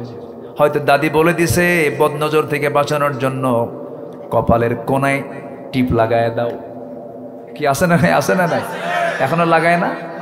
এখনো লাগায় দেয়। যদি আপনি বলেন টিপটা লাগাইছো কেন, বলে ফেলে বদনজর থেকে বাঁচার জন্য। কোন হাদিস এটা? সম্পূর্ণ শিরকের কাজ এটা। এই জাতীয় বিশ্বাস কখনো লালন করা যাবে না। দেখেছেন কিনা আপনারা, বড় বড় ট্রাক আছে, ট্রাকের পিছনে কিছু কিছু ট্রাকের পিছনে ছেঁড়া জুতা ঝুলানো থাকে, দেখছেন নাকি আপনারা? কিছুটা ছেঁড়া জুতা লাগানো থাকে। এই ছেঁড়া জুতা লাগানো হয়, ওরা ভাবে এই ছেঁড়া জুতা বদনজর থেকে বাঁচানোর জন্য। এই বিশ্বাস যার মধ্যে চলে আসবে তার মধ্যে শিরিক আছে না নাই? বদনজর থেকে বাঁচার জন্য চাইবো আমরা কার কাছে? আল্লাহর কাছে। এইরকম চিন্তাগত, কর্মগত, সামাজিক কিছু কুসংস্কারের মধ্যে শিরকের কাজ আছে। আল্লাহ ছাড়া কারো কাছে চাওয়া শিরকের কাজ। আবার ব্যক্তি হতাশ যখন হয়ে যায়, আমি কি করে খাবো, কি করব, আমি এটাও শিরক। এটা কি? শিরক। হতাশ হয়ে যাওয়া। ইমানদার কখনো হতাশ হবে না। রিজিকের বিষয়ে বান্দা কখনো হতাশ হবে না, কখনো টেনশন করবে না। কারণ আল্লাহ রাব্বুল আলামিন একমাত্র মানুষ ছাড়া পৃথিবীর কোনো প্রাণীর জন্য খাদ্য গুদামের ব্যবস্থা করেন নাই। পৃথিবীর কোনো প্রাণী না খেয়ে মারা যায় না, কিন্তু একমাত্র মানুষ না খেয়ে মারা যায় আল্লাহর দোষে না বান্দার দোষে। না খেয়ে মারা যাচ্ছে, এখনো আধুনিক দুনিয়াতে মারা যাচ্ছে। সিরিয়ায় মারা যাচ্ছে, ফিলিস্তিনে মারা যাচ্ছে।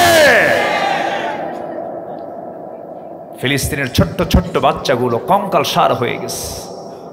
তাদের চেহারাগুলো কি ফুটফুটে ফুটন্ত গোলাপের মতো চেহারা। খাবার নাই, হাড় চামড়া এক জায়গায় হয়ে গেছে। আকাশের দিকে তাকায় বলে, মালিক আল্লাহ, আমার মা নাই, বাবা নাই, ঘর নাই, বাড়ি নাই। শুনেছি তোমার দুনিয়ায় নাকি প্রায় 200 কোটি মুসলমান, কেউ তো আমাদের জন্য একটু খাবারও পাঠালো না। আল্লাহ, তোমার আদালতে বিচার দিলাম, এই সমস্ত মুসলমানদের বিচার তুমি আল্লাহ করবা। কি জবাব দিবেন? ওমা লাকুম লা তুকাতিলুনা ফি সাবিলিল্লাহ ওয়াল মুস্তাদআফিনা মিনার রিজাল। এই আয়াতটা কিছুক্ষণ পরে আসবে। আমার 12টা পয়েন্ট নিয়ে আমি কথা বলবো আজকে। মাত্র চলতেছে কয় নাম্বার? তাহলে বলেন এই মাহফিলটা হওয়া দরকার কয়দিন? সম্মানিত ভাইয়েরা, আমি খুবই আনন্দিত এই প্রত্যন্ত অঞ্চলে আপনারা এত রাত পর্যন্ত বসে আছেন, পিনপতন নীরব হয়ে কেউ উঠছেন না। বলি আলহামদুলিল্লাহ। বহুদিন পরে সাতকানিয়া লোহাগড়া আসতেই পারতাম না এক পীর সাহেবের কারণে।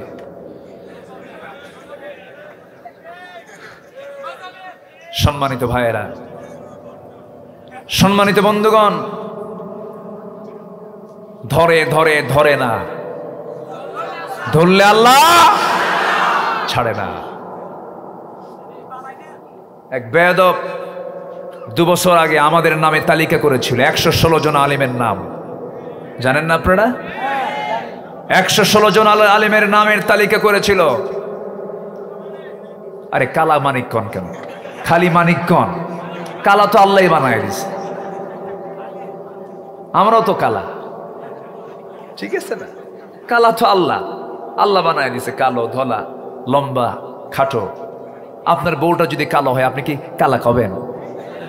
সংসার হবে? সংসার হবে? হবে না তো। আপনার বউটা যদি কালো হয় আপনি বলতে পারবেন না তো, বললে তো সংসার হবে না।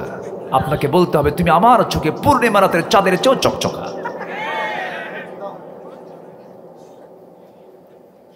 বউকে যত প্রশংসা করবেন বউ তত খুশি হবে। আল্লাহ তাআলা এই জন্য মেয়েদের বুদ্ধিটাকে পুরুষের অর্ধেক করেছেন। পুরুষের প্রশংসা পুরুষ করলে পরে মাইন্ড করে, তুই আমার প্রশংসা, লক্ষণ তোর খারাপ। কিন্তু যত বড় জ্ঞানী নারী হোক না কেন, যদি প্রশংসা করেন দারুণ খুশি, যাক ভালো। মেয়েরা প্রশংসায় বেজার না খুশি হয়? খুশি হয়। তার মধ্যে যদি স্বামী যদি প্রশংসা করে তাহলে তো কথাই নেই, প্রচন্ড খুশি হয়ে যায়। আল্লাহ তাআলা মেয়েদেরকে এমন তবিয়ত দিয়েই সৃষ্টি করেছেন। কিন্তু কিছু কিছু পুরুষ আছে আবার নিজের বইয়ের দিকে নজর দেয় না, খালি অন্যর বইয়ের দিকে নজর দেয়। আসতে কয় এই আছে না নাই? পরকীয়ার পরিমাণ পূর্বের সকল রেকর্ড এখন কি রেখেছে না ভেঙেছে? ভেঙেছে। পরকীয়ার পরিমাণটা বেড়েছে। এটার জন্য সবচেয়ে বড় নিয়ামত হলো মোবাইল। দেখছেন? ঠিক। এই প্রযুক্তির কারণে, ডিভাইসের কারণে বহু সংসার ভেঙে যাচ্ছে, পরকীয়ার পরিমাণ বেড়েছে। অন্য নারীর দিকে তাকালে নিজের বউ কখনো হাজারো সুন্দরী হোক ভালো লাগবে না। নিজের বউকে পৃথিবীর সেরা রাজরানী হিসেবে দেখতে চাইলে পৃথিবীর কোনো নারীর দিকে তাকানো যাবে না। নতুন বিয়ে করছে, বউটা একটু কালো হয়েছে, কালো হওয়ার কারণে একটু মন খারাপ, 3 দিন কিছু বলে নাই, 4র্থ দিনের মাথায় কান্দে। এই তুমি কান্দো কেন? নতুন বউ পাইছো বাড়িতে, নতুন বিয়ে করছো, তুমি কান্দো কেন? হুজুর কানবো না কেন? সুমনের বউ দেখতে এত সুন্দর। দেখছেন নজর দিছে কোন দিকে? অন্যের বউয়ের দিকে নজর দেওয়া যাবে না। নজর দেওয়া হালাল না হারাম? আজ থেকে নজর দেওয়া হালাল না হারাম? হারাম। তাকানো যাবে না। তাহলে আপনার কালো বউটাও পৃথিবীর সেরা রানীর মতো দেখা যাবে। বলি আলহামদুলিল্লাহ। এই মানিক 116 জন আলেমের তালিকা করেছিল, অহংকার করে বলেছিল আমি সাইদির ফাঁসির রায় আমি নিজে দিয়েছি। 2 বছরও পার হয়নি, তালিকা ওদের করা শুরু হয়েছে এখন, ঠিক কিনা? পালাতে চেয়েছিল, সিলেট দিয়ে ত্রিপুরা হয়ে এসে চলে যাবে দিল্লি, মা বসে আছে ওই জায়গায়, দিল্লি চলে যাবে কিন্তু হয়নি যাওয়া। সিলেটবাসীকে ধন্যবাদ, ভালো খেদমত করছে, তার খুব আপ্যায়ন করেছে, বিসি শুদ্ধ আউট করছে। সম্মানিত বন্ধুগণ, আল্লামা সাইদির বিরুদ্ধে ফাঁসির রায় দিয়েছিল, পারে নাই, যাবজ্জীবন দিয়েছিল। কিন্তু তারা ভেবেছিল এই সিংহ পুরুষকে পৃথিবীতে বেঁচে রাখাই বিপদ। এটাকে মনে করে একটা সুস্থ মানুষকে জেলখানা থেকে বের করে জোরপূর্বক, আমি তার 2টা ছেলের কাছ থেকে শুনেছি কথা, অথেন্টিক সোর্স নিয়ে কথা বলছি, জোরপূর্বক সেখান থেকে বের করে কারাগার থেকে নিয়ে হসপিটালে জোরপূর্বক ভর্তি করে, মেডিকেল টিম গঠন করে, পয়জনিং করে, বিষ প্রয়োগ করে হত্যা করা হয়েছে।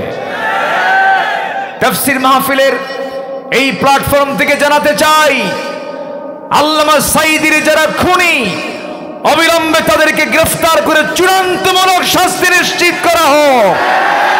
এ মতের পক্ষে রাজি আছেন কারা কারা? হাত উঁচু করে দেখান। হিন্দুস্তানের আস্তানা জ্বালিয়ে দাও, পুড়িয়ে দাও। হিন্দুস্তানের আস্তানা জ্বালিয়ে দাও, পুড়িয়ে দাও। হিন্দুবাদীর আস্তানা জ্বালিয়ে দাও, পুড়িয়ে দাও। আল্লাহ কবুল করুন, জোরে বলে আমিন। সম্মানিত ভাইয়েরা, সম্মানিত বন্ধুগণ, এই শেষ নয়। ওরা গালি দিয়েছিল আমরা পাকিস্তানের রাজাকার। আমার দেশের কোনো ব্যক্তি পাকিস্তান যায় নাই, যাবেও না। আল্লামা সাইদি 2009 সালে তারা জীবনের শেষ হজ করেছিলেন। আল্লাহ তাআলা আমাকে জীবনের ফার্স্ট হজ করিয়েছেন 2009 সালে। একই বছরে হজ করেছি। হুজুরকে প্রশ্ন করা হলো, হুজুর ট্রাইব্যুনাল গঠন হয়েছে, আপনি দেশে যাবেন না, আপনাকে গ্রেফতার করবে, আপনাকে জেল ঢুকাবে, মামলা দেবে। মুস্কি হাসি মেরে জবাব দিলেন, আমার দল, আমার দেশের মানুষ মজলুম থাকবে, জেল খাটবে, আর আমি সেই দেশের নাগরিক। আমার দলের কর্মীরা মানবতর জীবনযাপন করবে, আমি আরামে বিদেশে আরাম জীবনযাপন করব। এই শিক্ষা আমার রাসূল দেননি। আমি বুক উঁচু করে আমি আমার দেশের মাটিতে ফিরে যাব। উনি ফিরেছেন, জেল খেটেছেন, 13 বছর মানবতর জীবনযাপন করেছেন। যারা জেলের মধ্যে গিয়েছেন, সেলটা কত নির্মম জায়গা, জেলটা কত, সেলটা কত কঠিন জায়গা, রিমান্ডগুলো কত ভয়ঙ্কর, সবগুলো তাকে ওভারকাম করতে হয়েছে, অতিক্রম করতে হয়েছে। সম্মানিত ভাইয়েরা, আলেমরা পালায় না, হাসিনা পালায়, ঠিক কিনা? পালাইছে, পালায় নাই, পালাইছে। আবার নাকি চট করে ঢুকবে।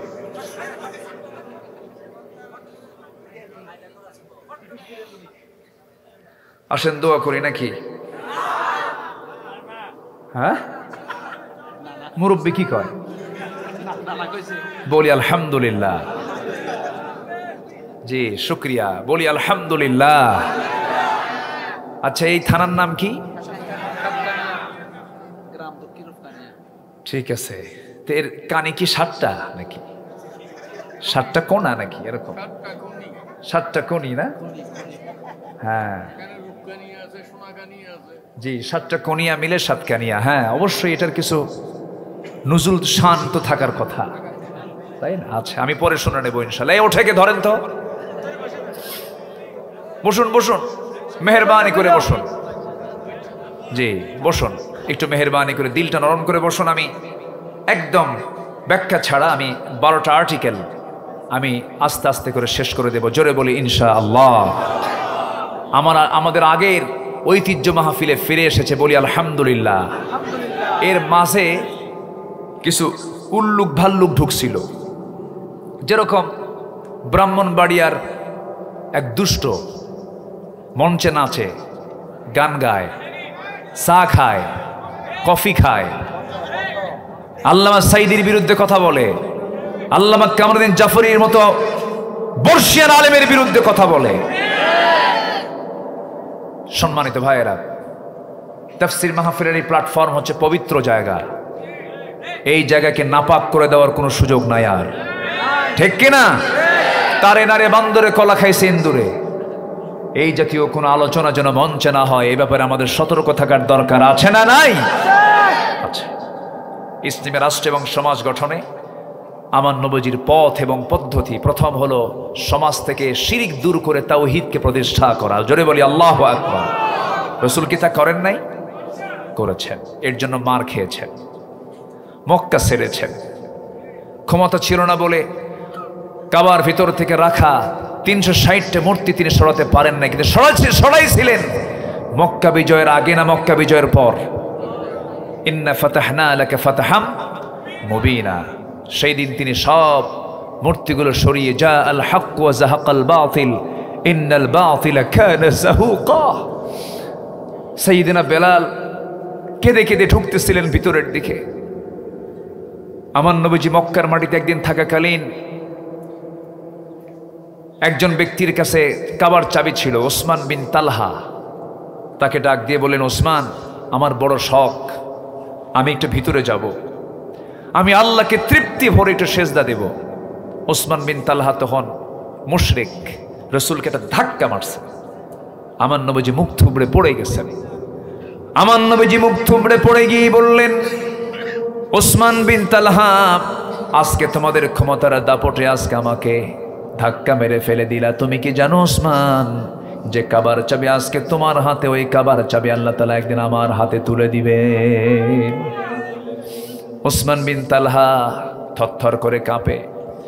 আমার নবীজিকে আস্তে করে কানের মধ্যে মুখ ঢোকায় বলে, ভাই মুহাম্মদ শোনো, তোমার মুখ থেকে যদি যেহেতু এই কথা বের হয়েছে একদিন তোমার হাতে এই কাবার চাবি চলে আসবে, আমি তোমাকে কাবার চাবি দিতে পারি, কিন্তু আবু জেলের কানে যেন এই তথ্য নিউজটা না যায়। ঠিক আছে, যাবে না। আমার নবীজি চট করে তার কাছ থেকে কাবার চাবিটা নিয়ে নিলেন। কাবার চাবি নিয়ে কাবার দরজার তালা তিনি খুললেন, ভিতরে ঢুকে পড়লেন। ভিতরে ঢুকেই তার মেজাজটা খারাপ হলো। দেখতে পেলেন একটা দুইটা নয়, 360টা মূর্তি সাজানো আছে। আমার নবীজি এই দৃশ্যগুলো দেখে আমার নবীজির দেহে যে রক্ত আছে, সেই রক্তের মধ্যে ইব্রাহিমের রক্ত আছে না নাই? ইসমাইলের রক্ত আছে না নাই? রেগে গেলেন, খেপে গেলেন। মনে মনে ভাবলেন সমস্ত মূর্তিগুলোকে ভেঙ্গে চুরমার করে সব আল্লাহর ঘর থেকে বের করে দেব, কিন্তু পারলেন না। কারণ না পারার কারণ হলো সব ছিল, কিন্তু আমার নবীর কাছে রাষ্ট্র ক্ষমতা ছিল না। রাষ্ট্র ক্ষমতা ছাড়া কি এগুলো সরানো সম্ভব নাকি? সম্ভব না। আমার নবীজি পারলেন না। আমার নবীজি 13টা বছর ওই কাবার ভিতরে মূর্তি রেখেই তিনি সেজদা দিয়েছেন। বাধ্য হয়েছেন তিনি, কিন্তু তিনি দোয়া করেছেন, রব্বি আদখিলনি মুদখালা সিদকি ওয়া আখরিজনি মুখরাজা সিদকি ওয়াজআল লি মিন লাদুনকা সুলতানান নাসীরা। জোরে বলুন আল্লাহু আকবার। আল্লাহ তুমি আমাকে রাষ্ট্রীয় ক্ষমতা দিয়ে দাও। আমার নবীজি মক্কায় টিকতে পারলেন না, মদিনার দিকে চলে এলেন। মক্কার কুরাইশরা থেমে থাকলো না, বদর যুদ্ধের উস্কানি দেওয়া শুরু করলো। বদর চলে এলো, হুদ চলে এলো, সাহাবীদের জীবন চলে গেল। আমার নবীজির সামনের দুটো দাঁত ভেঙে গেল। দিন কায়েমের সংগ্রাম করতে গিয়ে তায়েফে রক্ত ঝরালেন, মক্কার মাটিতে রক্ত ঝরালেন, মদিনায় চলে আসলেন, উহুদে গিয়ে দুটো দাঁত হারালেন। আমার নবী উহুদের দাঁত হারানোর পরের দিন থেকে মৃত্যুর দিন পর্যন্ত সুস্পষ্ট করে কথা বলতে পারতেন না, সামনের দুটো দাঁত তো নাই। আমার নবীজি যখন মারা যাবেন, আম্মা জান আয়েশাকে লক্ষ্য করে বলছেন, আয়েশা রে, আমি দুনিয়া থেকে বিদায় হতেছি, আমি তো কোমরটাকে সোজা করতে পারি না। ওরে আয়েশা, খন্দকে আমার কোমরটা চলে গেছে, উহুদে আমার দাঁতটা চলে গেছে। ওরে আয়েশা, আমি আজকে দুনিয়া থেকে বিদায় হতেছি, আমার উম্মতকে জানিয়ে দিবা, আমার উম্মতরা যেন কখনো 5 ওয়াক্ত নামাজ না ছেড়ে দেয়। জোরে কোন সুবহানাল্লাহ। নবীজি সবসময় স্মরণ করেছেন কাদের কথা? বলেন কাদের কথা? আমাদের কথা স্মরণ করেছেন। এই জন্য আমাদের উচিত সবার আগে স্মরণ করব কাকে? আসতে বলবেন না, কাকে? নাম্বার 2 হচ্ছেন মুহাম্মদ সাল্লাল্লাহু আলাইহি ওয়াসাল্লামকে। আমার বন্ধুগণ, তাওহীদ প্রতিষ্ঠার আন্দোলন করতে গিয়ে সমাজ থেকে শিরিক দূর করার জন্য তিনি মক্কায় টিকতে পারলেন না, মদিনায় চলে গেলেন। 13 বছর মক্কায় কাটলো, মদিনায় 10 বছর কাটলো। মূল লক্ষ্য ছিল একটাই, সেটা হলো আনি'বুদুল্লাহা ওয়াজতানিবুত তাগুত। ইবাদত করবে আল্লাহর, আর তাগুতকে তোমরা পরিহার করে চলবে। এই দাওয়াত এক নবীর ছিল না। পৃথিবীতে যত পয়গম্বর এসেছেন সব পয়গম্বরের দাওয়াত ছিল একরকম। আল্লাহ রাব্বুল আলামিন বলেন, ওয়ালাকাদ বা'আসনা ফি কুল্লি উম্মাতির রাসূলান আন ই'বুদুল্লাহা ওয়াজতানিবুত তাগুত। জোরে বলুন আল্লাহু আকবার। আমার বন্ধুগণ, এই জন্য শিরিক মুক্ত জীবন গড়তে হবে, শিরিক মুক্ত সমাজ গড়তে হবে, শিরিক মুক্ত রাষ্ট্র গড়তে হবে। আমাকে আপনাকে চেষ্টা চালিয়ে যেতে হবে। আমার বন্ধুগণ, একজন মানুষের আইন মানবে না, আল্লাহর আইন মানবে। আমার দেশে যে বসবাস করছি, আমরা যে দেশে বসবাস করি, সেই দেশে আইন চলছে বান্দার না আল্লাহর। কি কয় এটা? আমার দেশে আইন চলছে বান্দার না আল্লাহর? আল্লাহর না বান্দার? বান্দার আইন চলে। কোথায় আল্লাহর আইন আছে? আমরা কার আইন মানব? কার আইন প্রতিষ্ঠা করব? যে বান্দা বান্দার আইনকে বিশ্বাস করে তার কি ঈমান আছে না গেছে? তার ঈমান নাই, এটাও শিরক। এটাও কি শিরক। যে বান্দা আল্লাহর আইনকে বাদ দিয়ে বান্দার আইনকে বিশ্বাস করে নেবে সে বান্দা মুশরিক। নাম আব্দুর রহমান হলেও সে আব্দুর রহমানের বান্দা হতে, অনুগত বান্দা সে হতে পারে না। আমার নবীজি সমাজ এবং রাষ্ট্র গঠনে যে পদ্ধতি এবং পথ অবলম্বন করেছেন, নাম্বার 2 হিকমা, সুন্দর উপদেশ এবং উত্তম পন্থায় তিনি দাওয়াতের কাজ করেছেন। অর্ডার ছিল কার? আল্লাহর।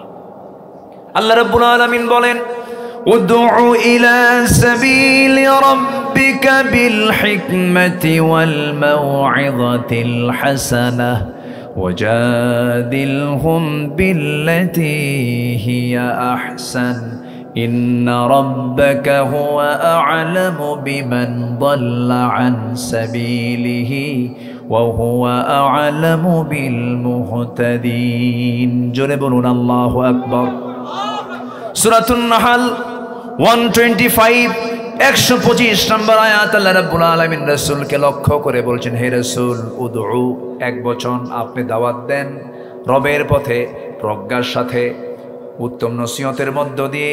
তর্ক বিতর্কে জড়াবেন না, উত্তম নসিহতের মধ্য দিয়ে আপনি কালিমার দাওয়াত দিতে যান। আমার নবীদের সুন্দর আচরণ, সুন্দর চেহারা দেখে কালিমা পড়ে অনেকেই মুসলমান হয়ে গেছে। জোরে বলি সুবহানাল্লাহ। দায়ী হবে কঠোর না নরম? একজন দায়ী হবে কঠোর না নরম? উগ্র না বিনয়ী? উগ্র না বিনয়ী? প্রতিশোধ পরায়ণ না ক্ষমাশীল? ক্ষমাশীল। আমার বন্ধুগণ, নাম্বার 3 হলো অবিচলতা, সাহসী এবং ধৈর্যশীল নেতৃত্ব প্রদান করতে হবে। আল্লাহ রাব্বুল আলামিন বলেন, ইয়া আইয়ুহাল্লাযীনা আমানুসবিরু ওয়া সাবিরু ওয়া রাবিতু ওয়াত্তাকুল্লাহা লাআল্লাকুম তুফলিহুন। নাম্বার 4 হলো মদিনায় ভ্রাতৃত্বের আলোকে একটি ঈমানী সমাজ প্রতিষ্ঠা তিনি করেছিলেন। আল্লাহ রাব্বুল আলামিন তার ব্যাপারে বলছেন, ইন্নামাল মুমিনুনা ইখওয়াহ ফাআসলিহু বাইনা আখওয়াইকুম ওয়াত্তাকুল্লাহা লাআল্লাকুম তুরহামুন। জোরে বলুন আল্লাহু আকবার। সূরাতুল হুজুরাত আয়াত নাম্বার 10। মুমিনরা হলো ভাই ভাই। মুমিনরা কি? ভাই ভাই। কোনো সমস্যা হলো ইসলাহ করে নাও, ঠিকঠাক করে নাও। মুমিনরা যদি তোমরা ঠিকঠাক না করতে পারো, রাষ্ট্র সমাজ কখনো গঠন করতে পারবা না। রাষ্ট্র গঠন, সমাজ গঠন করার জন্য ভ্রাতৃত্বের বন্ধনটা কি দুর্বল থাকা দরকার না মজবুত থাকা দরকার? গীবত কি করা যাবে নাকি? এখন গীবতের জন্য সবচেয়ে বড় প্ল্যাটফর্ম হয়ে গেছে ফেসবুক। কিছু হলেই ফেসবুক হুমকিও মারে।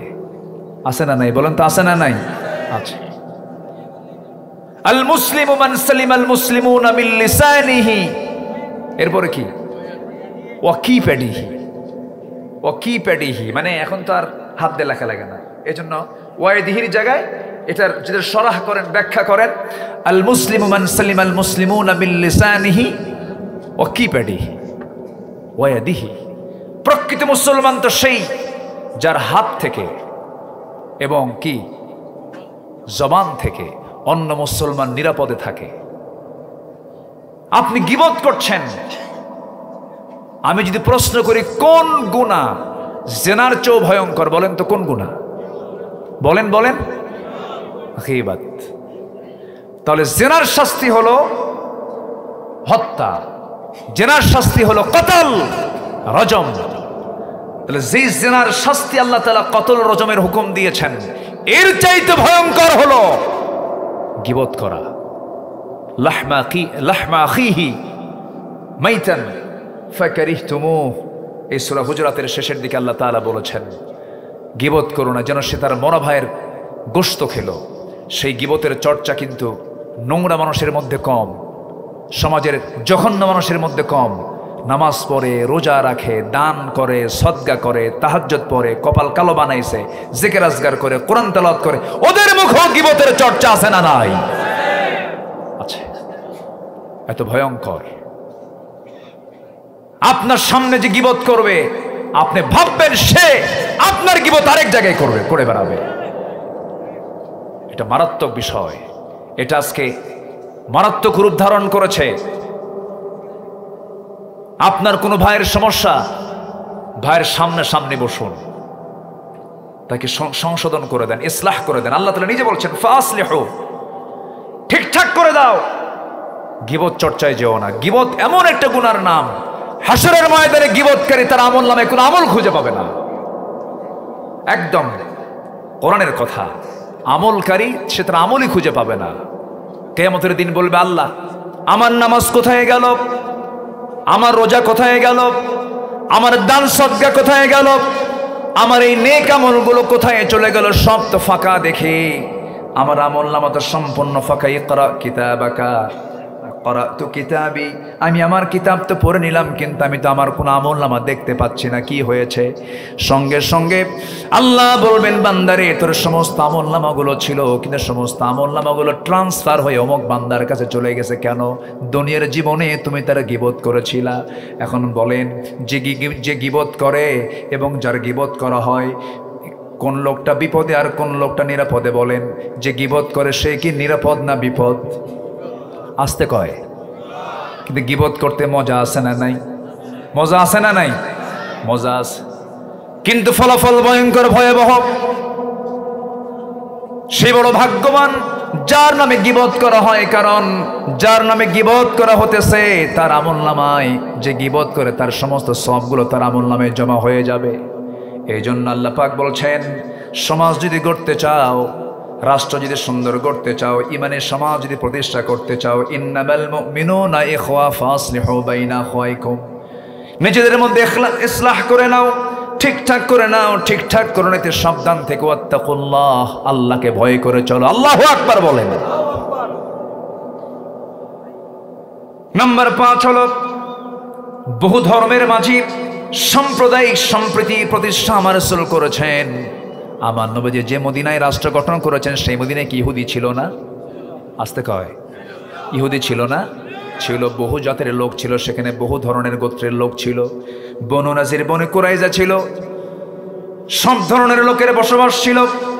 আল্লাহ রাব্বুল আলামিন সুন্দর করে রাসূলকে জানায় দিলেন সূরা বাকারার আয়াতুল কুরসির পরের আয়াত 256 নম্বর আয়াতে আল্লাহ রাব্বুল আলামিন বলছেন, লা ইকরাহা ফিদ্দীনি ক্বাদ তাবায়্যানার রুশদু মিনাল গাই ফামান ইয়াকফুর বিত-তাগুতি ওয়া ইউমিন বিল্লাহ ফাকাদ ইসতামসাকা বিল উরওয়াতিল বুসকা লা ফিসামা লাহা ওয়াল্লাহু সামিউন আলিম। জোরে বলুন আল্লাহু আকবার।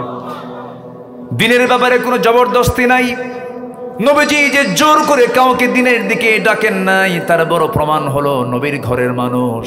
আমার নবীজি তার গোটা জীবন কাটিয়ে দিয়েছেন আবু তালেবের ঘরে। আবু তালেব মুসলিম না কাফের? আজ থেকে মুসলিম না কাফের? একজন কাফের ঘরে নবীজি সারা জীবন থেকেছেন। জোর করেন নাই কোনোদিন, প্রেশার ক্রিয়েট করেন নাই। আমার নবীজি একদিন দাঁড়িয়ে আছেন, আবু তালেব নিজে এসে বলতেছে, ভাতিজা মোহাম্মদ, আমি জানি তোমার দিনটা সহি দিন, কোনো সমস্যা নাই। আমি আমার কলেজার টুকরা আলী এবং কলেজার টুকরা জাফরকে তোমার হাতে তুলে দিলাম। নিজের দুটো ছেলেকে তুলে দিল আবু তালেব। আমার রাসূল বলেন, চাচা শুধু তুলে দিলেই কি হবে নাকি? আপনারও তো কালেমা পড়া দরকার। আবু তালেব বলছে, মোহাম্মদ তোমার জন্য জীবন দিব, কিন্তু বাবার ধর্ম ছাড়ুন না। কি কথা কি বুঝতেছেন? এরকম লোক কিন্তু আজকের সমাজেও আছে। আমার বাপ করে গেছে, আমার বাপ করে গেছে দুনিয়ার দল, আমি কি দুনিয়ার দল ছাড়তে পারি নাকি? এরকম আছে না? আসতে বলবেন না, আছে না নাই? আমার বাপ ছিল চোর, আমি কি চুরি না করে থাকতে পারি নাকি? মানে আমার বাপও চোর, আমিও চোর। আছে না নাই? হাসবুনা, যথেষ্ট। মানে অনেকে একটা আয়াত আসছে, আমার বাপ দাদা যা করে গেছে আমি তাই করে যাব, এর বাইরে আমি যাব না। এটাও ইসলাম গ্রহণে, দিন গ্রহণে একটা বড় বাধার কারণ। আবু তালেব প্রায় এই কথাটা বলতেন, রাসূল আর কিচ্ছু বলতেন না। জীবনের শেষ প্রদীপ যেদিন নিভে যাবে সেদিন বললেন, চাচা একটাবার আপনি কালিমার ঘোষণা দেন। আপনি জেল খাটলেন আমার জন্য, কত গালি শুনলেন আমার জন্য, আপনার কলিজার টুকরা দুটো সন্তান আমার হাতে তুলে দিয়েছেন, শুধু আপনি একটাবার বলেন লা ইলাহা ইল্লাল্লাহ। জানেন, আমি বহু ইতিহাস পড়েছি, কিন্তু এই ইতিহাসটার দিকে যখন আমি যাই আমার চোখে পানি চলে আসে। কি করেন নাই আবু তালেব, কি করেন নাই? আমার নবীর জন্য আবু তালেব জীবন বাজি রেখে আমার নবীর পক্ষে তিনি কথা বলেছেন, আবু জেহেলের বিরুদ্ধে লড়াই করেছেন। কিন্তু জীবনের শেষ সন্ধ্যায় যখন রাসূল বললেন, চাচা সবই তো করলেন, একসঙ্গে একটু জান্নাতে থাকতে চাই, চাচা কালিমাটা পড়েন। আবু তালেব বলে, মোহাম্মদ আমি পারলাম না। কেন? আমার কপালে হেদায়েত নাই, আমি আমার বাপদাদা ছাড়তে পারবো না। আমার নবীজি কেঁদে কেঁদে দাড়িটা ভিজে গেছে তার। বর্ণনা এসেছে মাথা থেকে পা পর্যন্ত রাসূল তার হাতের বরকতি ছোঁয়া লাগায় দিয়ে বলেছেন, চাচা একটা বারের জন্য আপনি কালেমা পড়েন। সঙ্গে সঙ্গে আবু তালেব বলে ফেলল, মুহাম্মাদের আমার কপালে মনে হয় নাই, আল্লাহর পক্ষ থেকে আয়াত নাজিল হয়ে গেছে, হে রাসূল আপনি চাইলেই হেদায়েত দিতে পারবেন না, কারণ হেদায়েতের চাবি সম্পূর্ণ কার হাতে? আবু তালেব দুনিয়া থেকে বিদায় হয়ে গেল। আমার নবীজি জোরপূর্বক যদি করতেন অনেক কিছুই তো হতে পারত, রাসূল তো জোরপূর্বক কোনো কিছু করেন নাই। আমার নবীজি মদিনায় যে রাষ্ট্র গঠন করেছিলেন সে রাষ্ট্রে অন্য ধর্মের মানুষও ছিল, অধিকার নিয়ে তারা ছিল, কোনো বাধা দেন নাই। রাসূল তা শিখিয়ে দিয়েছেন। নাম্বার 5 চলে গেল, বহু ধর্মের মাঝে সাম্প্রদায়িক সম্প্রীতি আমার রাসূল প্রতিষ্ঠা করেছেন। নাম্বার 6 হলো সীমালঙ্ঘন, অশ্লীলতা দূর করে নেয় এবং ইনসাফ প্রতিষ্ঠা তিনি করেছেন। আল্লাহ রাব্বুল আলামিন বলেন, খুব কমন আয়াত, জুমার দিনের খুতবার আয়াত, সবাই বলেন, ইন্নাল্লাহা ইয়া'মুরু বিল আদলি ওয়াল ইহসান ওয়া ইতা'i যিল কুরবা ওয়া ইয়ানহা আনিল ফাহশাই ওয়াল মুনকারি ওয়াল বাগি ইয়া'ইযুকুম লাআল্লাকুম তাযাক্কারুন। জোরে বলুন আল্লাহু আকবার। নাম্বার 7 হলো নারী এবং পুরুষ সময়ের পর্দা প্রতিষ্ঠার মাধ্যমে ইসলামী সমাজ বিনির্মাণ করা। আমার নবী যেমন এটি সমাজ গড়লেন যে সমাজে নারী পুরুষের পর্দা নিশ্চিত ছিল, নারী পুরুষ সবাই পর্দা অবলম্বন করেছে। পর্দার হুকুম এসেছে আগে নারীর কাছে না পুরুষের কাছে? ভালো করে কন, আল্লাহ পর্দার হুকুম দিয়েছেন পুরুষকে আগে না নারীকে আগে? হ্যাঁ, কিচ্ছু কয় না হুজুর, কব না, বলেন বলেন না। নারী কেন আগে পর্দা করতে বলেছেন আল্লাহ তাআলা? কাকে? পুরুষকে। আয়াত শোনেন তাহলে বুঝবেন। আল্লাহ রাব্বুল আলামিন বলেন, কুল লিল মুমিনিনা ইয়াগুদ্দু মিন আবসারিহিম ওয়া ইয়াহফাযু ফুরুজাহুম যালিকা আযকা লাহুম ইন্নাল্লাহা খাবীরুম বিমা ইয়াসনাউন। জোরে বলুন আল্লাহু আকবার। এরপর আল্লাহ রাব্বুল আলামিন এবার বলছেন, ইয়া আইয়ুহান নাবিয়্যু কুল লিআজওয়াজিকা ওয়া বানাতিকা ওয়া নিসাইল মুমিনিন আইয়ুদনিনা আলাইহিন্না মিন জালাবিবিহিন যালিকা আদনা আইয়ু'রাফনা ফালা ইউযাইন ওয়া কানাল্লাহু গফুরার রহিমা। জোরে বলুন আল্লাহু আকবার। ইয়াগুদ্দু মিন আবসারিহিম ওয়া ইয়াহফাযু ফুরুজাহুম। আল্লাহ রাব্বুল আলামিন পুরুষকে চোখের হেফাজত করতে বলেছেন, চোখটাকে হেফাজত করো, লজ্জাস্থানের তুমি হেফাজত করো। আমার বন্ধুগণ, কোন নারীর দিকে প্রথমবার নজর দিলে পরে আল্লাহ রাব্বুল আলামিন পাপ লেখেন না, মাফ করে দেন। প্রথমবার হঠাৎ করে নজর পড়ে গেছে, বান্দা আমি তোর সমস্ত কিছু মাফ করে দিলাম, প্রথম নজর মাফ। প্রথম নজর কি? মাফ। দ্বিতীয় নজরটা কি হয়ে যায়? পাপ হয়ে যায়। অনেক দিন আগে, বছর 15-16 আগে, অনেক দিন আগে একটা মাহফিলে যখন এই কথা বললাম, এক যুবক পাশে থেকে দাঁড়ায় বলে, হুজুর এক নজরে যেহেতু প্রথমবার তাকানো যায় যে আছে, প্রথম নজরে 100 যদি 50 মিনিট চায়া থাকি। জোরে নাউজুবিল্লাহ, জোরে বলি নাউজুবিল্লাহ। আমার বন্ধুগণ, যার নজরটা ঠিক থাকবে, যার জিহ্বা ঠিক থাকবে, যার অঙ্গ প্রত্যঙ্গগুলো ইসলামকে সামনে রেখে যে চালাতে পারবে, চোখটা, কানটা, মুখটা, জিহ্বাটা, লজ্জাস্থানটা যদি কেউ হেফাজত করতে পারে, রাসূল বলেছেন জিহ্বা এবং লজ্জাস্থানের তুমি হেফাজত যদি করতে পারো, আদমানু লাহুল জান্নাহ, আমি রাসূল তার জন্য বেহেশতের জামিন হয়ে যাব। জোরে বলি সুবহানাল্লাহ। আমার বন্ধুগণ, নাম্বার 8 হলো অভ্যন্তরীণ বহিরাগত শত্রুদের সঙ্গে শান্তির নীতি অবলম্বন করেছেন আমার রাসূল। নাম্বার 9 হলো ইসলামী শিক্ষা প্রতিষ্ঠায় রাষ্ট্রীয় সুদূর প্রসারী উদ্যোগ তিনি নিয়েছেন। আমার নবীজি মসজিদে নববীকে শিক্ষার একটা সেন্টার বানিয়েছিলেন। আমার নবীজির ঘরের সঙ্গে আহলে সুফার সদস্যরা ছিলেন, যাদের কাজ ছিল কোরআনটাকে স্টাডি করা, কোরআনটাকে সুন্দর করে গবেষণা করা। আমার নবীজির একটি ইউনিভার্সিটি ছিল, সেই ইউনিভার্সিটির নাম হচ্ছে আল হেরা ইউনিভার্সিটি। সেখানে ক্লাস চলেছে। এমন ইউনিভার্সিটি গড়ে তুলেছেন যে ইউনিভার্সিটির ছাত্র তৈরি যে রাসূল করেছেন, কিয়ামত পর্যন্ত কোনো ভার্সিটি এমন ছাত্র তৈরি করতে পারবে না। ছাত্র হচ্ছেন আবু বকর। আছে পৃথিবীতে? আসবে আর? ওমর আসবে নাকি? ওসমান আসবে নাকি? আলী আসবে না? এরকম কোনো ছাত্র আর পৃথিবীতে আসবে না। শিক্ষায় আমার রাসূল কত সতর্ক ছিলেন। আমার বন্ধুগণ, দেশের বিপ্লব ঘটাতে হলে, দেশের পরিবর্তন ঘটাতে হলে, জাতির পরিবর্তন ঘটাতে হলে আমার নবীজি প্রথম শিক্ষার বিপ্লব ঘটিয়েছেন। তেমনি আমার দেশে আগে শিক্ষার বিপ্লব ঘটাতে হবে মুসলমান। জাহাঙ্গীরনগর ইউনিভার্সিটির ছাত্র কুখ্যাত আরেক মানিক, মনে আছে কিনা আপনাদের? ধর্ষণের সেঞ্চুরি করে মিষ্টি বিতরণ করেছিল ক্যাম্পাসে। বিচার কিন্তু হয়নি। এই সমস্ত কুলাঙ্গারদের এখন তালিকা করার সময় হয়েছে। এদেরকে প্রকাশ্যে ধরে ঝুলে রেখে এদের রক্ত, মাংস, হাড়, হাড্ডি কুত্তা বিলাই দিয়ে খাওয়ানো দরকার। ঠিক কিনা? রাজি আছেন কারা কারা? হাত উঁচু করে দেখা।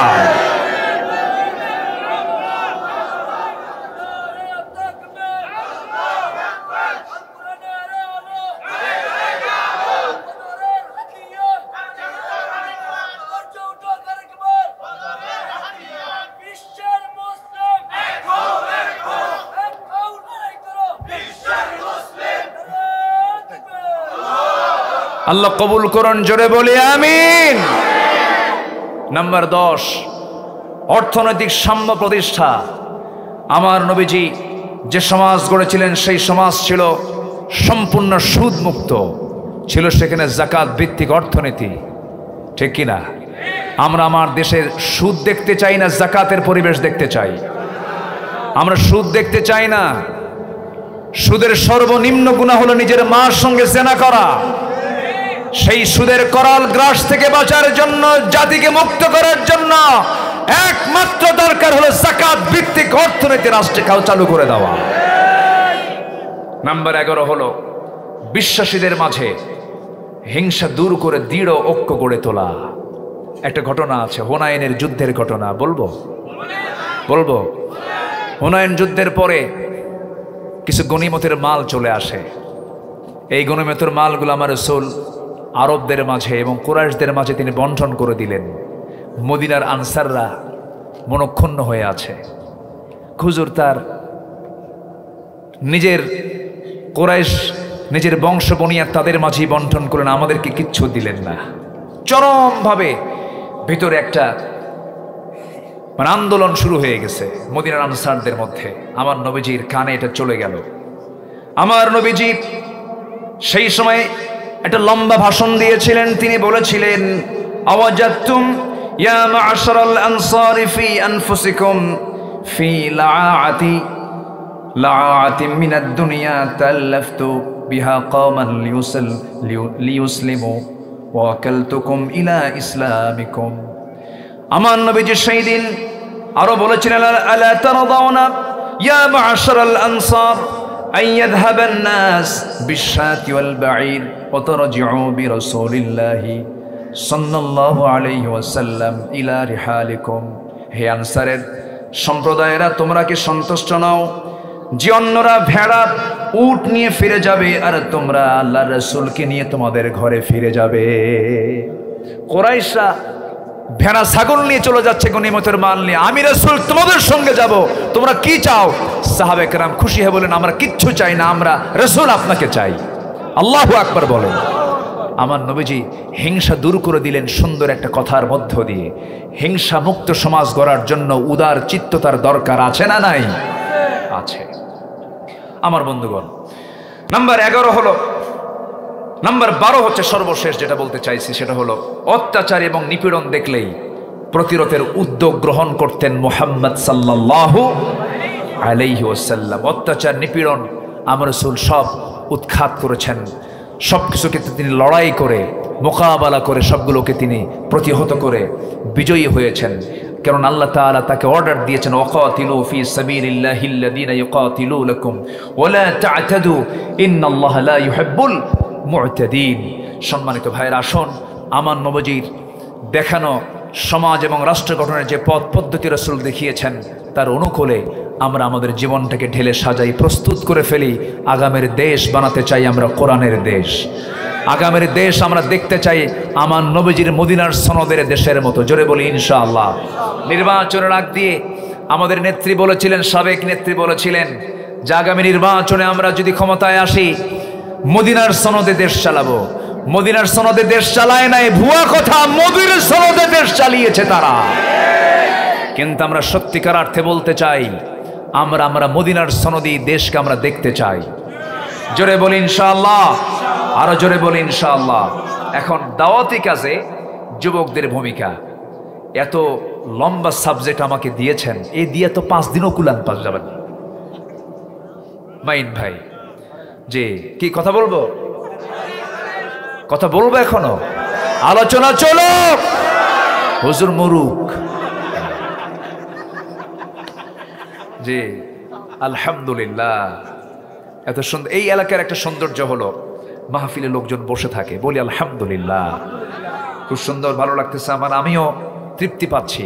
আল্লাহ তুমি এই জনপদকে ইসলামের জন্য কবুল করে নাও। জোরে বলি আমিন, আরো জোরে আমিন। বর্তমান প্রেক্ষাপটে যুব সমাজের দাওয়াতি কাজের ভূমিকা কি? 1 নম্বর হলো ইসলামের সঠিক শিক্ষার প্রচার করতে হবে। ইসলামের সঠিক শিক্ষার প্রচার আমরা করব, জোরে বলি ইনশাআল্লাহ। নাম্বার 2 হচ্ছে সুন্দর আখলাকের মাধ্যমে উদাহরণ স্থাপন করব। আমার মডেল যেন মানুষ দেখে আকৃষ্ট হয়ে মনে করে এটাই হচ্ছে বিশ্বনবীর উম্মত, বলি আলহামদুলিল্লাহ। মাথার চুল থেকে শুরু করে পার গোড়ালি পর্যন্ত সব থাকতে হবে কার সুন্নাহ?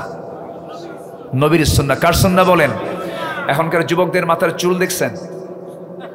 মাথার চুলগুলো, সেই মাথার চুল 2 দিকে নাই, পিছন দিকেও নাই, একদম চামড়া বের করা, মাথার উপরে এরকম গোল কইরা মাথার চুল রেখে দিয়েছে, একদম সেন্ট মার্টিন দ্বীপ। আমি কি ভুল বলতেছি? এ হলো মাথার চুল। শার্ট পরে হলো এত ছোট, প্যান্ট পরে এত নিচে, প্যান্টের মানে যেটা কি হবে, কি বেল্ট পড়বে হচ্ছে নাভির উপরে, সেই প্যান্ট এত নিচে, সীমান্ত বর্ডার। আমি কি ভুল বলতেছি? সীমান্ত বর্ডার, যখন তখন দুর্ঘটনা করতে পারে। আমি একদিন মসজিদে ঢুকি 2 রাকাত নামাজ পড়তে হয়। আমি নামাজে দাঁড়াতে নিয়ে দেখি এক যুবক সামনে নামাজ পড়তেছে, এরকম একটা ছেঁড়া প্যান্ট পইরা। প্যান্টটা এখন ছেঁড়া, নতুন প্যান্ট কেমন হয়? ছেঁড়া না, কোথায় ছেঁড়া থাকে? হাঁটু, একদম হাঁটুর উপরেই ছেঁড়া প্যান্ট। নতুন প্যান্ট কিনে আনছে 4,000-8,000 টাকা দিয়ে, ছেঁড়া প্যান্ট। নামাজে দাঁড়াইছে, ভাবলাম দেখি নামাজটা পড়ুক আগে। রুকুতে যখন গেছে, শার্ট গেছে উপরের দিকে, প্যান্ট গেছে নিচের দিকে, মাঝখানে ফাঁকা। ভাবলাম এই তো রুকুর হাল, দেখি সেজদার হালে কি হয়। যখন সেজদায় গেছে তখন দেখে প্যান্ট খুইলে আন্ডার প্যান্ট বের হয়েছে। বলেন তো আমি কি মিথ্যা কথা বলতেছি? আছে না নাই? তুমি কি পোশাক পরলে তোমার সতরটাই ঢাকলো না? শিশুর মতো মাঝে মাঝে প্যান্ট আবার উপরে তোলে, আবার যায় নিচে, আবার তোলে, আবার যায় নিচে। আমি কি ভুল বলতেছি? এটা কি বিশ্বনবীর সুন্নাহ? রাসূল কি এগুলো শিখিয়েছেন? আমার নবীর মাথার চুল ছিল বড় বড় রাখো, সব দিকে সমান রাখো, বড় করে রাখো, স্বাভাবিক রাখো। যখন বলা হয় যুবক তুমি মডেলটা পাইছো কোথায়, বুঝবেন না হুজুর, মেসি। তুমি কি নেইমার, তুমি কি কুত্তা। যেরকম নাউজুবিল্লাহ, এগুলো করা যাবে না। আখলাকের পরিবর্তন দরকার আছে না নাই? আছে। আমার পোশাকের সাথে বিজাতীয়দের পোশাকের কোনো সাদৃশ্য রাখা যাবে না। নাম্বার 3, যুব সমাজের যে ভূমিকা হওয়া উচিত দাওয়াতি কাজের ক্ষেত্রে, আলেম ওলামাদের সাথে একটু পরামর্শ করা, সহায়ক হিসেবে কাজ করা। ওয়াশাবিরহুম ফিল আমর ফাইদা আযামতা ফাতাওয়াক্কাল আলাল্লাহ ইন্নাল্লাহা ইউহিব্বুল মুতাওয়াক্কিলিন। এরপর যুব সমাজের অনলাইন এবং অফলাইন উভয় মাধ্যমে কোরআন শিক্ষা নিয়ে কাজ করতে হবে। খায়রুকুম মান তাআল্লামাল কুরআনা ওয়া আল্লামাহ, এই কাজটা তোমাদের চালিয়ে যেতে হবে যুব সমাজ। বিয়ার আগে কোনো ইটিস ফিটিস করা যাবে না। কি কথা কি বোঝা যায়? বোঝা যায় কি? মেয়েদের দেখলে কেমন লাগে?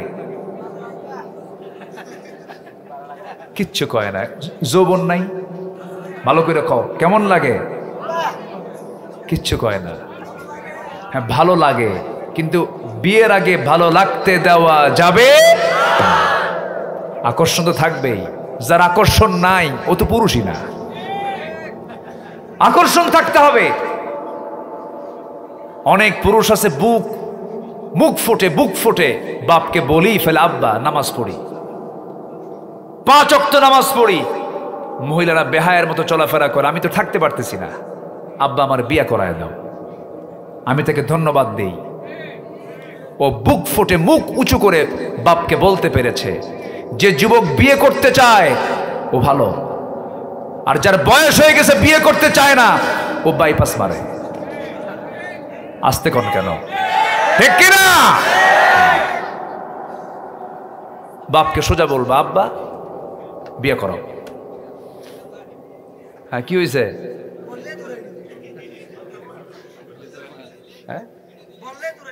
ও বললি দৌড়ানি দেয়। ও আচ্ছা, এই তো আরেক সমস্যা। বাপ যদি দৌড়ানি দেয় তাহলে বাবার তো বোঝা উচিত যে বাপ সন্তানের এই বিষয়গুলো বোঝে না, সে অযোগ্য বাপ, ঠিক কিনা? চরিত্রহীন হওয়া যাবে না। বিয়ে শাদী করায় দিবেন, জীবিকার দায়িত্ব কার? রিজিকের দায়িত্ব কার? আল্লাহ তাআলা। নাম্বার 5, কুসংস্কার বিভ্রান্তি দূর করতে হবে সমাজ থেকে। কুসংস্কারগুলো রাখা যাবে না। যুব সমাজ এগিয়ে আসতে হবে। আলিমদের সান্নিধ্যে বিভিন্ন প্রশ্নোত্তর সেশন, আলোচনা আয়োজনে সকল শ্রেণীর মানুষের অংশগ্রহণের মাধ্যমে দাওয়াতি কাজের পরিধি বৃদ্ধি করা যেতে পারে। ফাসআলু আহলা যিকরি ইন কুনতুম লা তা'লামুন। আমরা এই বিষয়গুলো খেয়াল রাখবো। নামাজের গুরুত্ব বৃদ্ধিতে প্রতিটি গ্রামে গ্রামে দাওয়াতি কাজ করতে হবে। আমরা রূপকানিয়ার এই গ্রাম, রূপকানিয়া না, রূপকানিয়া, আচ্ছা রূপকানিয়ার এই গ্রামকে আমরা বেনামাজি মুক্ত দেখতে চাই। আসতে কয়, আরো জোরে, আরো জোরে। দক্ষিণ রূপকানিয়ার মাতব্বরকে ডাক দিয়ে বলবা, যুবকরা দেশ কিন্তু চেঞ্জ হয়েছে, চাচা আপনি যদি নামাজ না পড়েন মাতব্বরে ছুটাইয়া দেব। বাস্তব তো, ঠিক কিনা? আপনি মাতব্বরি করবেন, আপনাকে নামাজ পড়তে হবে। মসজিদের কমিটির ভিতরে যদি কোনো মদখোর, শরাবখোর, জেনাকার থাকে ওয়ার্নিং দিয়ে দিবা, এগুলো ছাড়ো, মসজিদের দায়িত্ব পালন করো। মদ খাবা, নামাজ পড়বা না, জেনা করবা, কান ধরে মসজিদ থেকে বের করে দিবেন। যুব সমাজের দায়িত্ব আছে না নাই? আল্লাহ কবুল করুন, আল্লাহ কবুল করুন। রূপকানিয়ার এই গ্রামে মাহফিল হচ্ছে, কোনো সিনেমা নাটক চলবে না। আসতে কয়, আরো জোরে, আরো জোরে। 16 বছর এমন এমপিও দেখেছি মাহফিলও এসেছেন, যাত্রাতেও গিয়েছেন। মাহফিলের সভাপতি, যাত্রা কমিটির সভাপতি, এর একই ব্যক্তি মাহফিলও যায়, যাত্রাতে গিয়ে তালি মারে, মাহফিল এসে দোয়া করে। আছে না নাই? আছে। এই চিত্র যেন আর চিত্রায়িত না হয় আমার দেশে। এর বিরুদ্ধে আমাদের প্রতিবাদের ঝড় তোলার দরকার আছে না নাই? মান রাআ মিনকুম মুনকারান ফালিয়ুগাইয়িরহু বিয়াদিহি ওয়া লিসানিহি। আল্লাহ তাআলা আগে বলেছেন হাত দিয়ে প্রতিহত করো, মুখ দিয়ে কথা বলো, তাও যদি না পারো অন্তর দিয়ে ঘৃণা করো। যালিকা দাআফুল ঈমান আও কামা ক্বালা আলাইহিস সালাতু ওয়াস সালাম। আমরা বিশেষ করে যুব সমাজকে বলতে চাই, তুমি জেগে ওঠো, সমাজ জেগে উঠবে। রাষ্ট্র গঠনে তোমার ভূমিকা অনেক বড় ভূমিকা, যা আমরা ইতিপূর্বের এই কয়েক মাস আগে আমরা লক্ষ্য করেছি, দেখতে পেরেছি। যুবকরা কোনো আসক্তিতে যাবে না, কোনো নোংরা পথের, কোনো নারীর পিছনের সময় ব্যয় করবে না বিয়ার আগে।